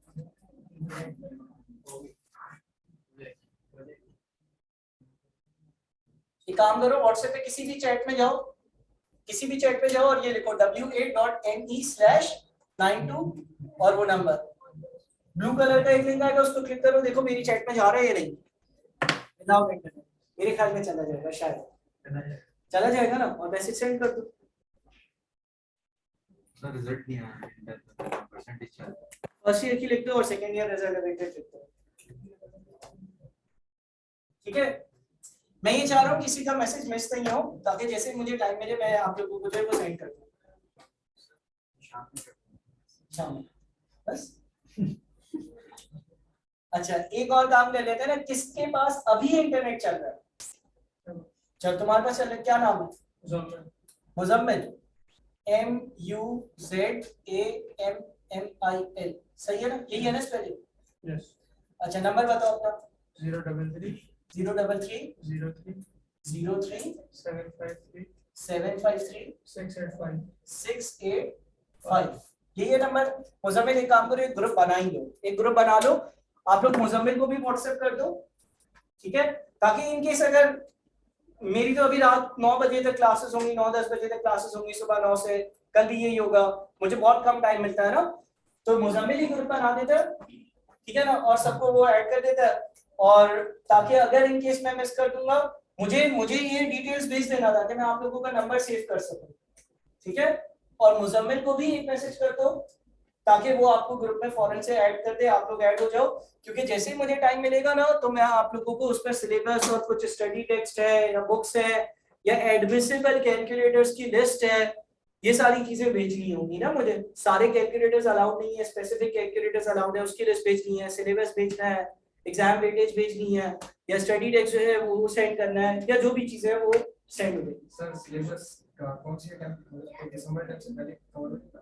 हाँ हो जाएगा, मैं अभी इस चीज को भी डिस्कस कर लेता हूँ। अच्छा अब देखो, अभी हमारे पास जो है ना जुलाई की कौन सी डेट है? 28। आईकेप ने ये कहा हुआ है कि आप जब रजिस्ट्रेशन करते हो उसके कितने महीने बाद पीआरसी दे सकते हो? 3 मंथ्स, ठीक है ना? अच्छा ये चीज एडमिन से अवैस कासमानी, सर अवैस कासमानी को जानते हो, नीचे जो एडमिन में होता है, आप लोग जाके ये कंफर्म कर लेना, अभी जो पिछले बच्चे थे ना उनका भी रिजल्ट नहीं आया था, लेकिन प्रोविजनल रजिस्ट्रेशन हो जाती।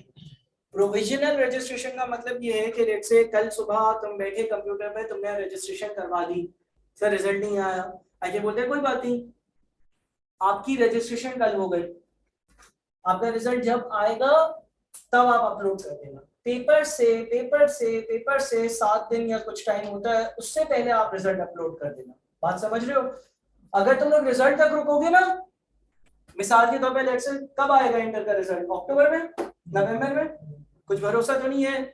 अगर तुम लोग यूं सोचते हो सर रिजल्ट नहीं आया, 25 अक्टूबर को रजिस्ट्रेशन करवाएंगे, तो 25 अक्टूबर को रजिस्टर करवाने का क्या मतलब हुआ? 25 अक्टूबर को अगर तुम रजिस्ट्रेशन करवाओगे तो फिर 25 नवंबर, 25 दिसंबर, 25 जनवरी और फरवरी में पेपर दोगे क्या? ठीक है ना? तो ऐसा तो नहीं करना ना। एक चीज कहलाती है प्रोविजनल रजिस्ट्रेशन। प्रोविजनल रजिस्ट्रेशन की सर अवैस कासमानी से या अरसलान को जानते हो आप लोग एडमिन में, ये 2 लोग हैं, इनसे आप डिटेल्स ले लेना। पॉलिसी क्योंकि थोड़ा टाइम बाद चेंज होती रहती है ना, लेकिन मुझे जो याद पड़ता है लास्ट बैच में कुछ ऐसा हुआ था कि बच्चों के रिजल्ट नहीं आए थे ना, आईकेप ने बोला ठीक है आप रजिस्ट्रेशन करवा दो, रिजल्ट के बगैर करवा दो। जब आपका रिजल्ट आएगा तब आप रिजल्ट अपलोड कर देना। मैं आपको पेपर देने दूंगा जिस दिन आपने प्रोविजनल रजिस्ट्रेशन करवाई है उससे 3 महीने बाद, यानी कि अगर लेट से 1 अगस्त को आपने रजिस्ट्रेशन करवा ली, अगस्त सितंबर अक्टूबर खत्म हुआ, 1 नवंबर को आप पेपर के लिए एलिजिबल हो जाओगे। बस जिस दिन आपको पेपर देना है उससे 7 दिन पहले रिजल्ट अपलोड हो जाना चाहिए, ऐसी कोई कहानी है, ठीक है ना। तो ये काम कर लेना ताकि तुम लोग कमिंग लेट से 10 दिन में अपनी रजिस्ट्रेशन करवा लो। फॉर एग्जाम्पल लेट से अपना टारगेट बना लोगे 5 अगस्त तक, क्योंकि देखो अभी तुम रजिस्ट्रेशन का सोचोगे, फिर तुम फीस की डिटेल्स दोगे, फिर बैंक वाउचर आएगा, फिर फीस सबमिट करोगे, फिर फीस सबमिट करके जो है वो तुम लोग की क्लास 3 बजे है ना, नहीं डिले हो गई, लेट हो गई है, 3 बजे हो गई है, ठीक है, 3 बजे तक आ गए। अच्छा, तो तुम लोग जो है वो अपनी रजिस्ट्रेशन करवाओगे, फीस भरोगे, बैंक वाउचर सबमिट करोगे, फिर डॉक्यूमेंट्स जमा करोगे, फिर डॉक्यूमेंट्स में कभी कभार जो है वो प्रॉब्लम्स आते हैं, फिर तस्वीर जो है उसका एक स्पेसिफिक फॉर्मेट होता है, वो आपको जेपीजी में कन्वर्ट करनी होती है। तो ये 1 दिन का या 1 घंटे का काम नहीं है, ये 10 दिन का काम है। आज से एफर्ट्स करोगे, डॉक्यूमेंट्स कलेक्ट करोगे, किसी किसी के हो सकता है तो कुछ डॉक्यूमेंट जो है वो अपने कॉलेज पे पढ़े हुए हो, कोई जो है हो सकता है कि वो कराची से बाहर का हो तो उसको जो है वो एनआईसी वगैरह जो है वो उसमें अगर एक्सपायरी है या कुछ है मसला तो वो देखना हो या कहीं से पिक करना हो या कुछ भी हो सकता है ना। तो आप लोग ये प्रोसेस स्टार्ट कर देना, ठीक है ना, ताकि ताकि क्या हो कि आपके पास अगस्त सितंबर अक्टूबर 3 महीने अगर लग जाते हो, 10-15 दिन एक्स्ट्रा गिन लो, तो नवंबर के एंड तक आप लोग जो है वो पेपर के लिए तैयार हो। नवंबर एंड हम लोग अपना टारगेट नवंबर का एंड बना देते हैं, ठीक है ना, नवंबर का एंड हम लोग टारगेट बना लेते हैं ताकि मैक्सिमम हम लोग दिसंबर में अपना पीआरसी दे ही दें। बात समझ में आ रही है? टारगेट हम 3-4 महीने का ही बनाते हैं, अगर 5 महीने भी हो जाते हैं तो मसले की बात नहीं है, अगर नवंबर के एंड की बजाय दिसंबर का एंड हो जाएगा तो मसले की बात नहीं है। बात समझ रहे हो? अगर लेट से नवंबर के एंड के बजाय आपके पेपर जो है वो दिसंबर के एंड में हो जाते हैं, आप लोगों को 15-20 दिन एक्स्ट्रा लग जाते हैं, फिर भी कोई मसले की बात नहीं है। अच्छा सर, लेकिन आईकेप की वो रिक्वायरमेंट आप लोगों को पता है कि कैप के कम से कम 3 पेपर दे रहे हैं, तो सर हम मार्च में तो पेपर ही नहीं दे पाएंगे, लेकिन तुम यूं सोचो ना कि लेट से दिसंबर के एंड में सब आप लोग पेपर दे देते हो, 1 जनवरी से हम लोग आप लोगों का एक बैच शुरू कर देंगे जो कि कैफ का आप लोगों की क्लास का होगा फॉर सितंबर। मार्च में तो जाहिर सी बात है मुमकिन नहीं है कि 2 महीने में आप 3 पेपर्स करो, मुश्किल होता है, लेकिन फिर आप सितंबर में 4 दे सकोगे, सितंबर में 4 की तैयारी कर दे सकोगे, ठीक है ना।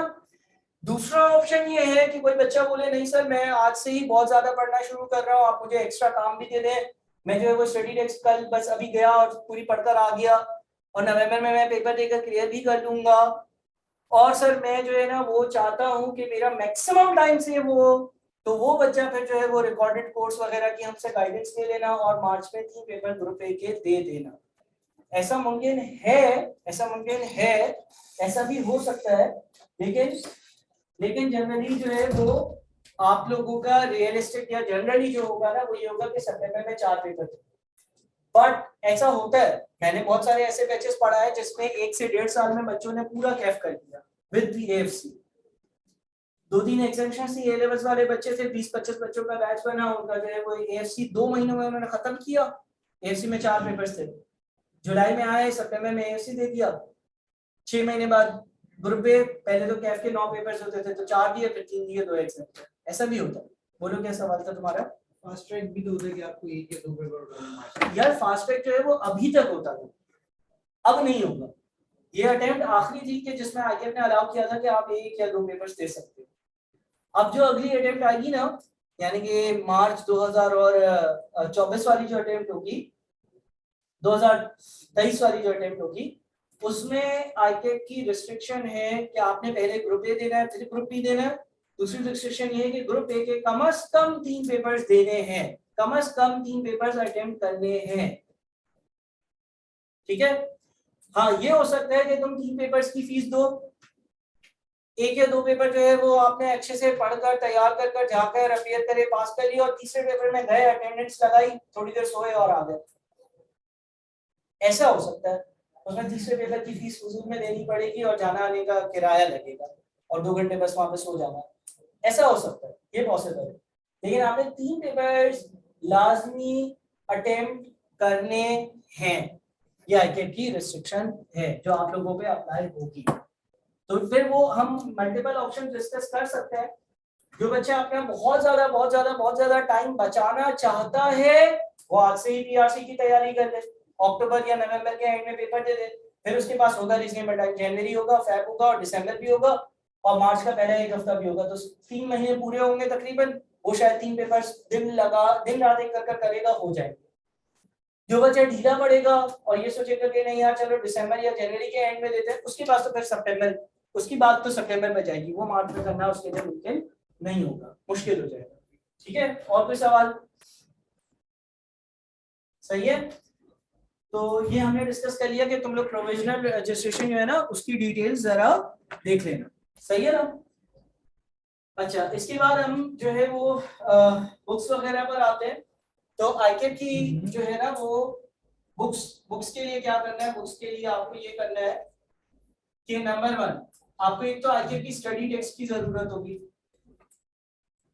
ठीक है ना। आईकेट की स्टडी टेक्स्ट है, उसको आप पढ़ोगे, उसके बैक साइड पर सवाल है, वो सवालात आप लोग सॉल्व करोगे, वो सारी प्रैक्टिस वगैरह या कॉन्सेप्ट्स वगैरह उससे बन जाएंगे। ये एक चीज आप लोगों को चाहिए होगी, लिखते जाओ, सारी लिस्ट लिख लो साथ साथ। दूसरी चीज जो आपको चाहिए होगी ना वो ये है कि आपको चाहिए Hamid A Hakeem stats book for BCom CA ACCA CMA. Hamid Hakeem author का नाम है, हामिद हकीम की स्टैट्स की बुक मशहूर बुक है। तुम अगर किसी भी अच्छे बुक शॉप पे जाओगे, बोलोगे मुझे हामिद हकीम की स्टैट्स की बुक चाहिए जो बीकॉम सीए एसीसीए के लिए यूज होती है, तो वो आपको दे देगा। इंटर वाली नहीं दे देगा, सीए एसीसीए और बीकॉम वगैरह के लिए जो यूज होती है हामिद हकीम की बुक, वो आपको चाहिए होगी। ठीक है, इसमें से जो चीजें मैं बताता रहूंगा वो आप लोगों को कवर करनी होगी। तीसरी चीज आपको जो चाहिए होगी वो है कारी Mohammad Awais solved ICAP past papers 1995 onwards. चौथी चीज दाऊद शाहिद एमसीक्यू बुक। और पांचवी चीज आप लोगों को चाहिए होगी A levels S1 past papers by, ठीक है, 5 किताबें चाहिए बस। ठीक है, उसके अलावा हैंडआउट्स वगैरह नोट्स होंगे वो तो मैं आप लोगों को बता दूंगा, सही है ना। 5 किताबों में कोई 5-10 हजार सवाल होंगे, 10,000 सवाल हम कर लेंगे तो हमारा पेपर इंशाल्लाह निकल जाना चाहिए, सही है।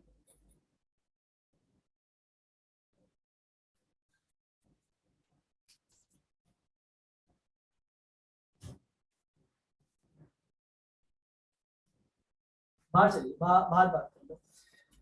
अच्छा, तो ये 5 आपके पास बुक्स होंगी, मैं वापस से रिपीट करता हूँ। एक तो आईकेप की स्टडी टेक्स्ट होगी, आईकेप की स्टडी टेक्स्ट आपको चाहिए। आईकेप की स्टडी टेक्स्ट के बारे में आईकेप पे भी मिल जाती है या फिर जो है वो मुख्तलिफ बुक शॉप्स हैं, मैं यहाँ पे लिख देता हूँ, आप लोग इंटरनेट पर सर्च कर लेना। नीचे आपको पता है ना ग्राउंड फ्लोर पे भी एक बुक शॉप है, ग्राउंड फ्लोर पर आपने बुक शॉप देखी है अभी, कैंटीन वगैरह वाला एरिया है ना, वहां पर राइट साइड पर कॉर्नर में बुक शॉप है, उसी से पहले मालूम कर लेना। ये 5 बुक्स अगर उसके पास है तो अच्छी बात है, अगर नहीं होगी ना, अगर नहीं होगी तो फिर आपके पास अल जामिया बुक शॉप, लिख लो अल जामिया।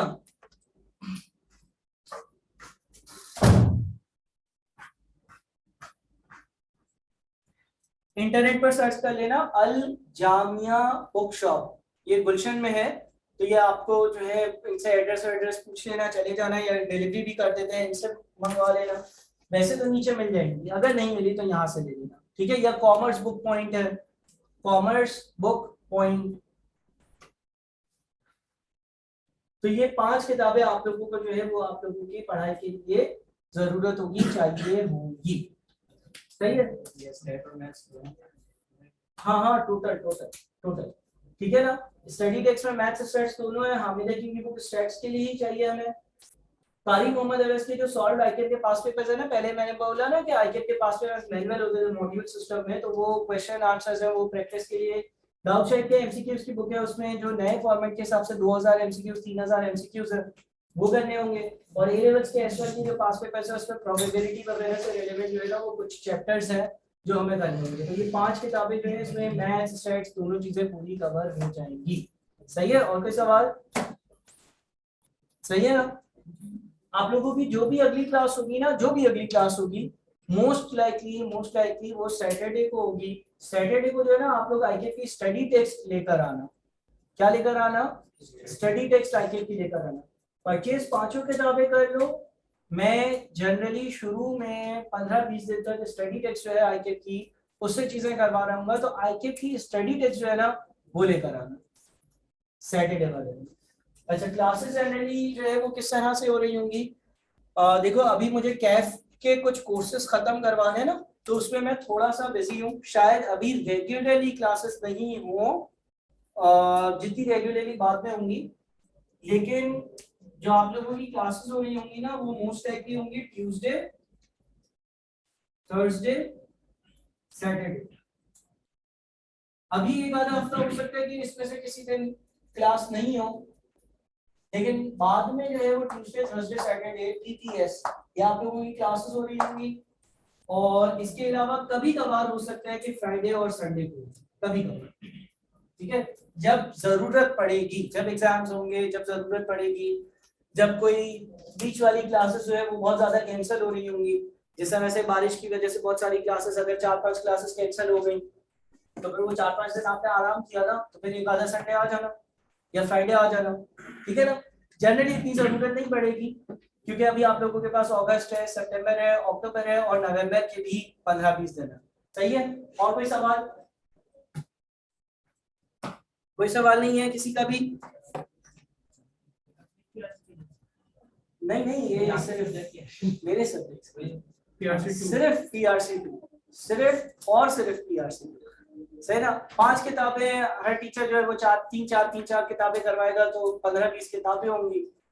और अगस्त, सितंबर, अक्टूबर के 30 दिन यानी कि 90 दिन, नवंबर के 15 दिन, तो 105 दिन है। 105 दिन को डिवाइड कर दो 5 सब्जेक्ट में, तो 20 दिन हो गए हमारे PRC2 के। 19 चैप्टर है, तो एक चैप्टर एक दिन में होना चाहिए, है ना, प्रैक्टिस के साथ। सर हर मंथ की एग्जाम की डेट्स क्या होती है? यार वो आईकेप जो है वो मंथ के शुरू में जनरली अनाउंस कर देता है। जनरली जो है ना वो मंथ के एंड की डेट्स होती हैं, 20 और 30 के बीच में होती है। लेकिन वो आईकेप अनाउंस करता है डेली बेसिस पर, सीट्स होती हैं अलग अलग, वो आईकेप बता देते हैं, फिर आप रजिस्टर करवाते हो और पेपर दे देते हो। अच्छा, ये बात आप लोगों को पता होनी चाहिए कि पेपर जो है वो सबका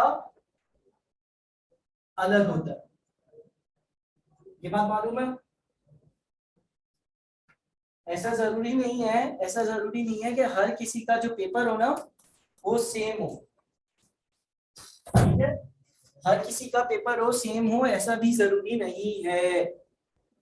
मिसाल के तौर पे लेट से आईकेप ने डेट्स अनाउंस कर दी नवंबर की 25 तारीख से लेकर 30 तारीख के बीच में आईकेप के पास डेट्स है, 25 नवंबर, 26 नवंबर, 27 नवंबर। अब लेट से इसने बोला कि भाई मैं 25 नवंबर की QM की डेट दे रहा हूँ, इसने 25 नवंबर को QM का पेपर दे दिया, इसने जो है 26 नवंबर को दे दिया। इससे जो है वो बोला कि नहीं यार 26 को मुझे QM मजा नहीं आ रहा, मैं IT दूंगा, IT भी दूंगा, इसने IT भी दे दिया। इसने 27 को QM दे दिया, इसने 28 को दे दिया। तो हर किसी का जो पेपर होगा ना वो अलग होगा, सेम सवाल नहीं होंगे, समझ रहे हो भी सकते हैं और नहीं भी हो, ऐसा भी हो सकता है। और एक दिन में भी एक वक्त पे पेपर नहीं होता, स्लॉट्स होते हैं।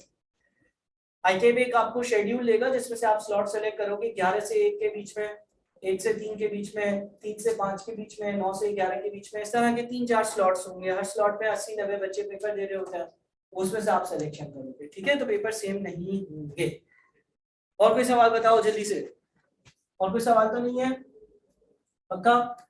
अच्छा, आप लोगों के पास स्टडी टेक्स्ट अभी है? अभी तो नहीं होगी ना, डाउनलोड करी कि नहीं है? अच्छा, दूसरे सब्जेक्ट्स में स्टडी टेक्स्ट वगैरह शुरू कर दिया पढ़ना सारी चीजें या नहीं करी अभी?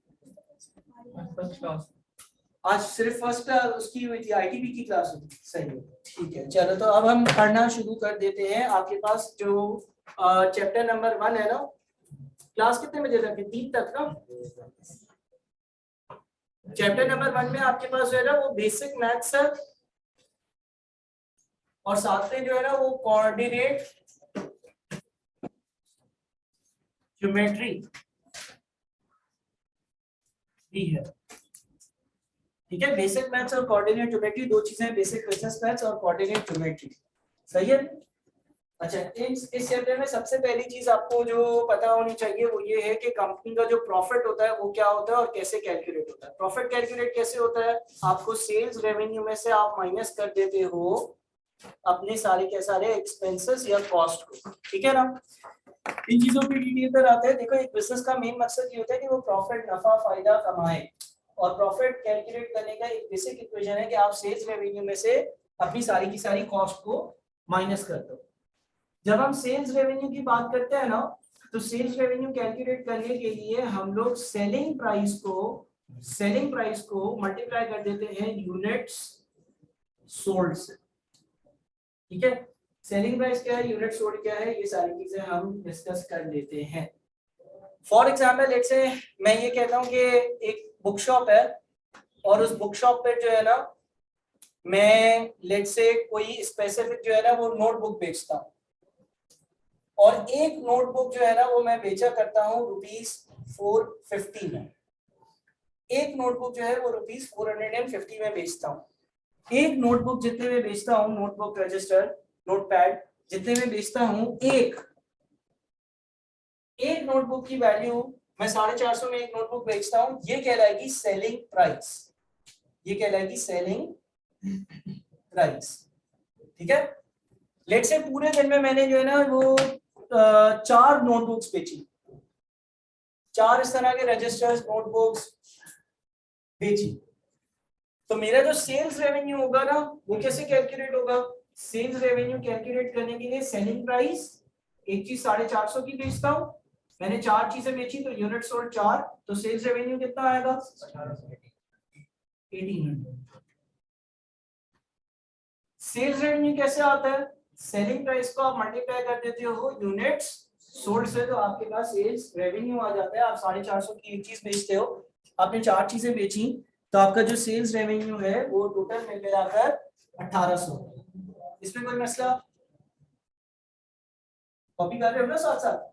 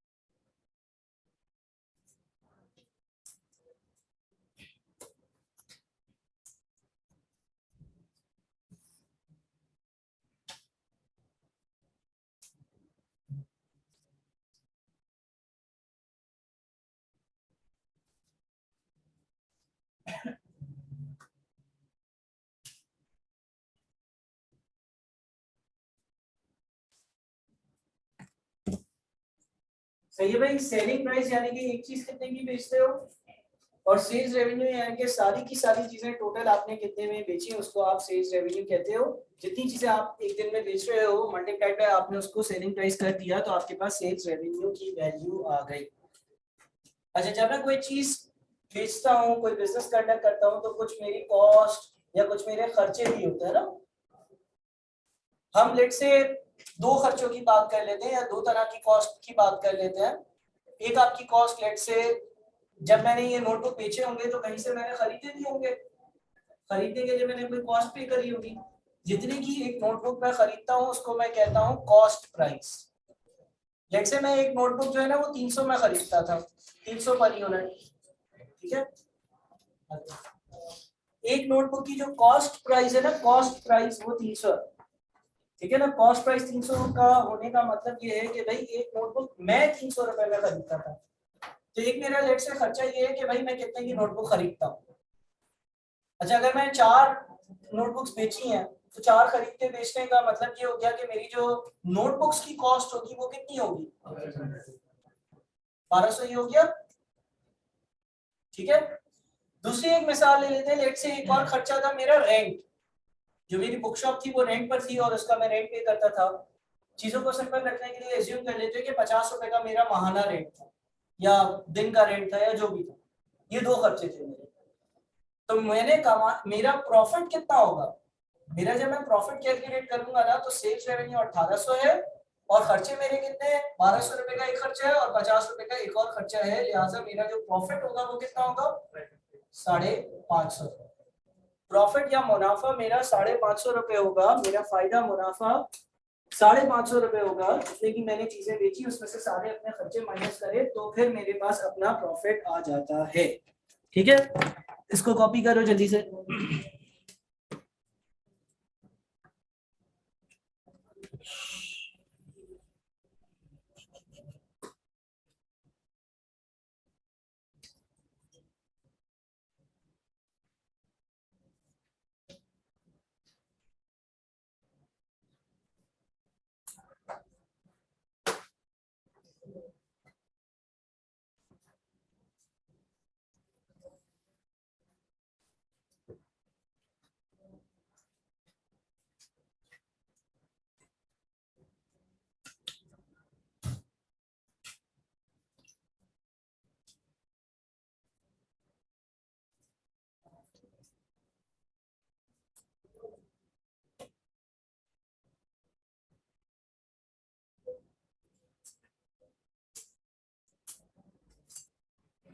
सही है भाई, इसमें कोई मसला। अच्छा, अब देखो कॉस्ट जो है ना, कॉस्ट, कॉस्ट का क्या मतलब है, खर्चे है ना। इसकी बहुत सारी टाइप्स है, ठीक है ना। आप इसको अभी इसकी 4 हम लोग टाइप्स पढ़ लेते हैं। कॉस्ट जो है यानी कि जो आपके खर्चे हैं उसकी अलग अलग टाइप्स हैं। यहाँ पे तो कोई मसला नहीं है ना। कॉस्ट की 4 टाइप्स क्या है, कॉस्ट की कुछ 4 तरह की टाइप्स है, 4 तरह के आप कह सकते हो कि खर्चे होते हैं आपके, ठीक है ना। कॉस्ट की जो 4 टाइप्स है उसमें आपके पास नंबर 1 सबसे पहले आपके पास एक कॉस्ट कहलाती है fixed cost, fixed cost. Number 2 एक और कॉस्ट होती है जो आपकी कहलाती है वेरिएबल कॉस्ट। नंबर 3 एक और कॉस्ट आपकी कहलाती है सेमी वेरिएबल, या इसको हम लोग सेमी फिक्स्ड कॉस्ट भी कहते हैं। नंबर 4 स्टेप फिक्स्ड कॉस्ट, ठीक है। Fixed cost, variable cost, semi variable या सेमी फिक्स्ड कॉस्ट और स्टेप फिक्स्ड कॉस्ट, ये 4 तरह के अलग अलग खर्चे होते हैं जो एक बिजनेस में इनकर हो सकते हैं। पहले इन चारों की लिस्ट लिख लो और उसके बाद फिर एक एक को एक्सप्लेन कर देता हूँ।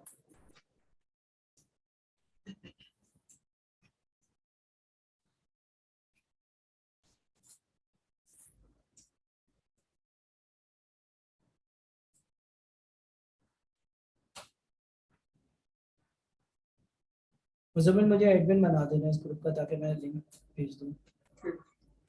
बना दो, अभी बना दो।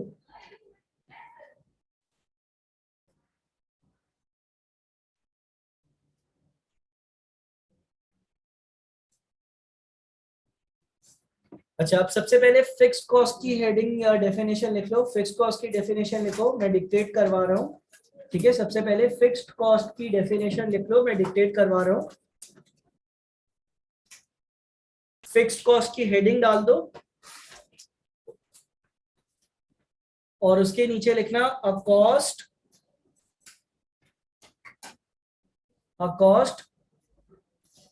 That does not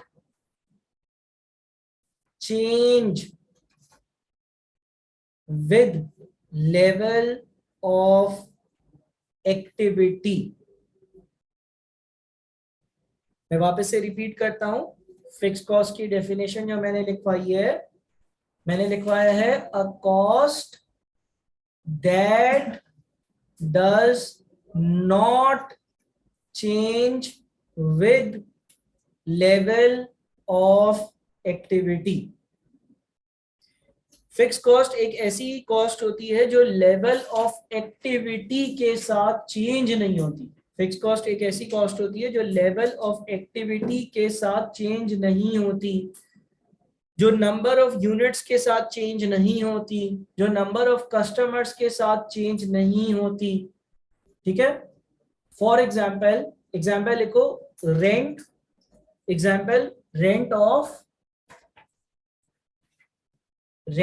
of book shop, rent of book shop. देखो, लेट से इस एग्जांपल पर अगर हम आते हैं तो मैंने एक बुक शॉप ओपन करी है। जब मैं बुक शॉप ओपन करूंगा उसके लिए मैंने एक जगह, एक दुकान, एक शॉप जो है वो किराए पर ली। ठीक है ना, उस दुकान का मुझे जो है ना वो महीने का लेट से 15,000 रुपए किराया पे करना। मैंने बुक शॉप किराए पे ली और उस शॉप का मुझे जो है ना एक महीने का रेंट जो है ना 15,000 रुपए पे करना है। 15,000 रुपए पर मंथ। ऐसा ही होता है ना, हम जब कोई जगह किराया पे लेते हैं तो उसका एक माहाना किराया डिसाइडेड होता है। कुछ महीने यहाँ पर एग्जाम्पल भी लिखता हूँ, जनवरी, फरवरी, मार्च। कॉस्ट लिखता हूँ और यहाँ पर जो है ना वो नंबर ऑफ कस्टमर्स लिखता हूँ। जनवरी में मैंने नई नई बुक शॉप ओपन करी, एक भी कस्टमर नहीं आया। फरवरी में मैंने थोड़ी सी पुरानी हो गई शॉप, 2 कस्टमर्स आए। और मार्च में थोड़ी और पुरानी हो गई शॉप, तो लेट से 5 कस्टमर्स आए। जनवरी का किराया कितना पे करना होगा? 15,000 रुपए। फरवरी का किराया कितना होगा? मार्च का कितना होगा? 15,000। कभी भी ऐसा नहीं होगा कि मुझे जो है वो ये कहा जाए कि भाई आपकी अब शॉप चलने लगी है, 5 कस्टमर्स आए तो किराया जो है वो 25,000 कर दो। बल्कि किराए का अमाउंट हर महीने एक ही जितना पे करना है। किराए का अमाउंट हर महीने एक ही जितना पे करना है, जितना तय हो जाता है उतना ही पे करना होता है। इसीलिए हम ये कहते हैं कि ये जो रेंट है ना, ये फिक्स कॉस्ट है। फिक्स कॉस्ट का मतलब ये है कि वो कॉस्ट जो लेवल ऑफ एक्टिविटी के साथ, नंबर ऑफ कस्टमर्स या यूनिट्स के साथ चेंज ना हो। ऐसा नहीं होगा कि जिससे दुकान किराए पे लिए वो बोले अरे यार तुम्हारे पास कोई कस्टमर ही नहीं है तो तुम छोड़ दो, माफ कर दो किराया। ऐसा नहीं होगा, 15,000 ही देना होगा। 2 लोग आएंगे दुकान पर तो भी मुझे 15,000 ही देना होगा, और 4 लोग 5 लोग आएंगे तो भी मुझे 15,000 ही देना होगा। इस तरह की कॉस्ट को हम लोग फिक्स कॉस्ट बोलते हैं, जो चेंज नहीं हो, जो तब्दील नहीं हो। ठीक है, किसके साथ? यूनिट्स के साथ, नंबर ऑफ कस्टमर्स के साथ।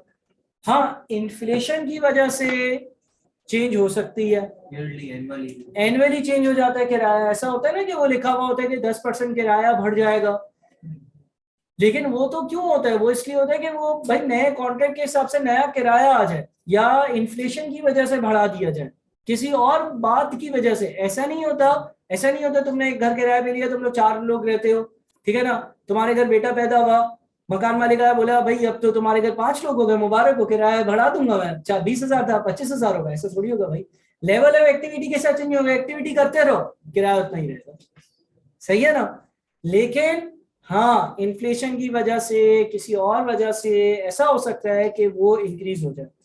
यहाँ पर कस्टमर्स की वजह से इंक्रीज डिक्रीज नहीं हो रहा, साल खत्म होगा, शायद कॉन्ट्रैक्ट रिन्यू हो जाए सारे आधे घंटे बाद, 3 बजे। तो किसी और वजह से किराया चेंज हो सकता है, ठीक है, वरना ये सेम रहेगा। अच्छा, दूसरी कॉस्ट है वेरिएबल कॉस्ट। वेरिएबल कॉस्ट में लिखो अपने पास वेरिएबल कॉस्ट की हेडिंग डालकर, ये कॉपी कर लो, ये कॉपी कर लो पहले। फिक्स कॉस्ट की हेडिंग के नीचे ये लिख लो एग्जाम्पल, और उसके बाद में वेरिएबल कॉस्ट लिखवा देता हूँ, ठीक है। फिक्स कॉस्ट के नीचे, फिक्स कॉस्ट के नीचे एग्जाम्पल लिख दो बस।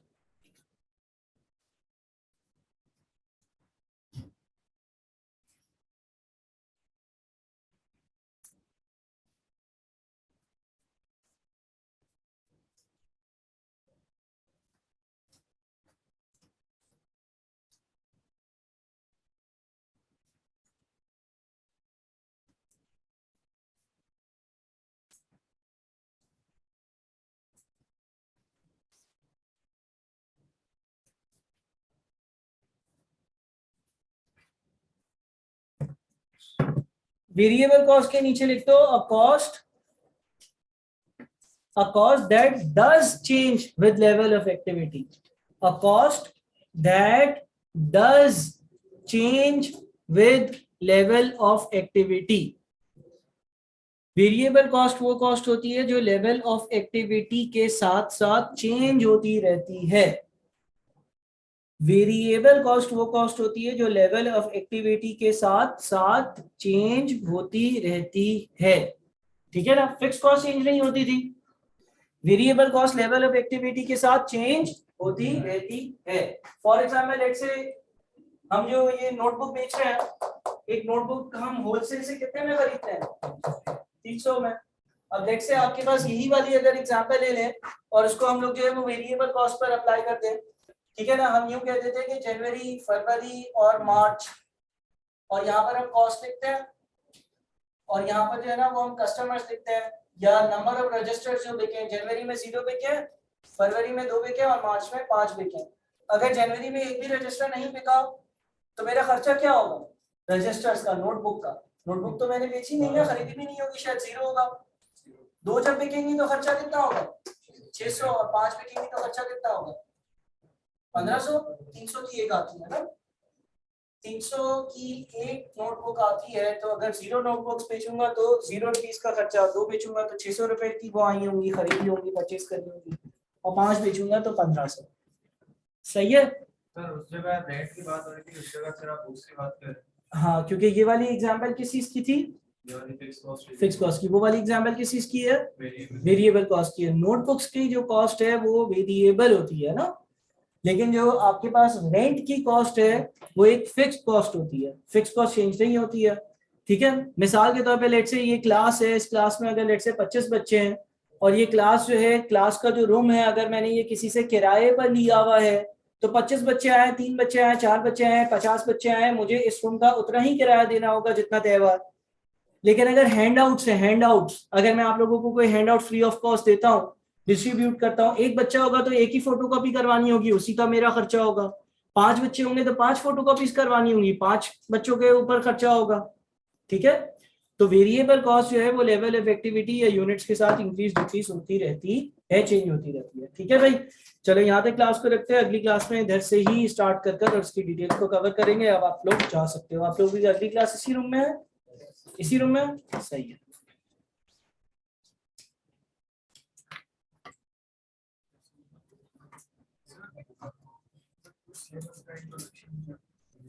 सिलेबस का इंट्रोडक्शन नेक्स्ट क्लास में मैं दे देता हूँ, सही है।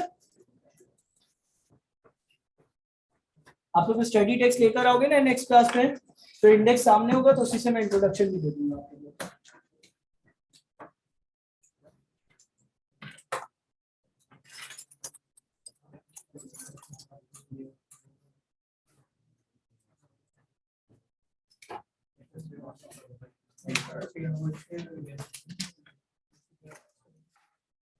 पाँच 10 मिनट है। अगर तुम लोगों ने नमाज पढ़नी है अगली क्लास से पहले तो पढ़ लो, वजू खाना इधर ही और नीचे नमाज पढ़ने की जगह है।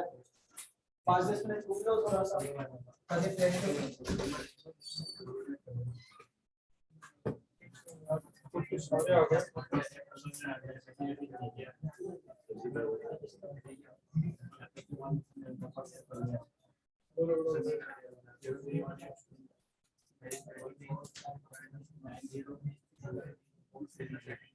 470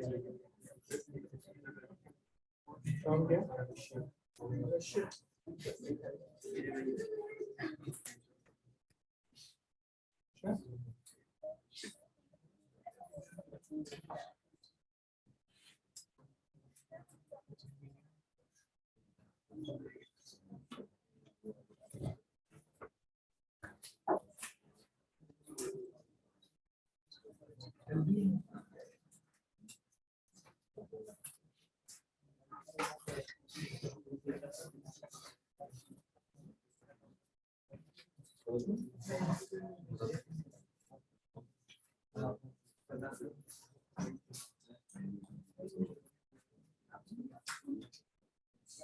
Sure.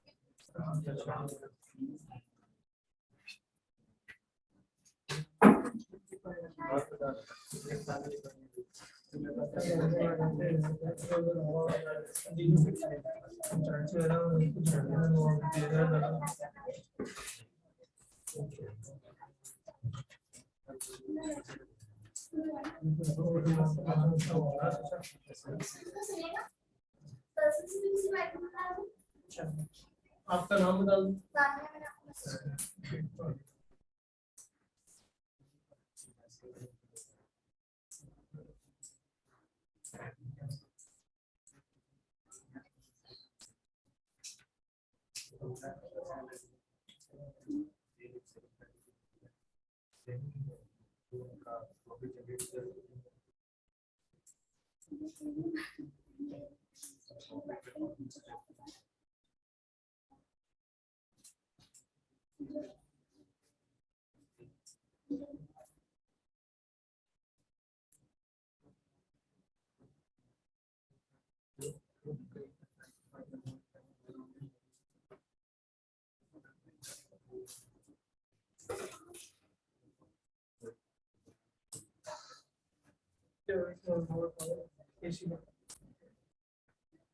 Excuse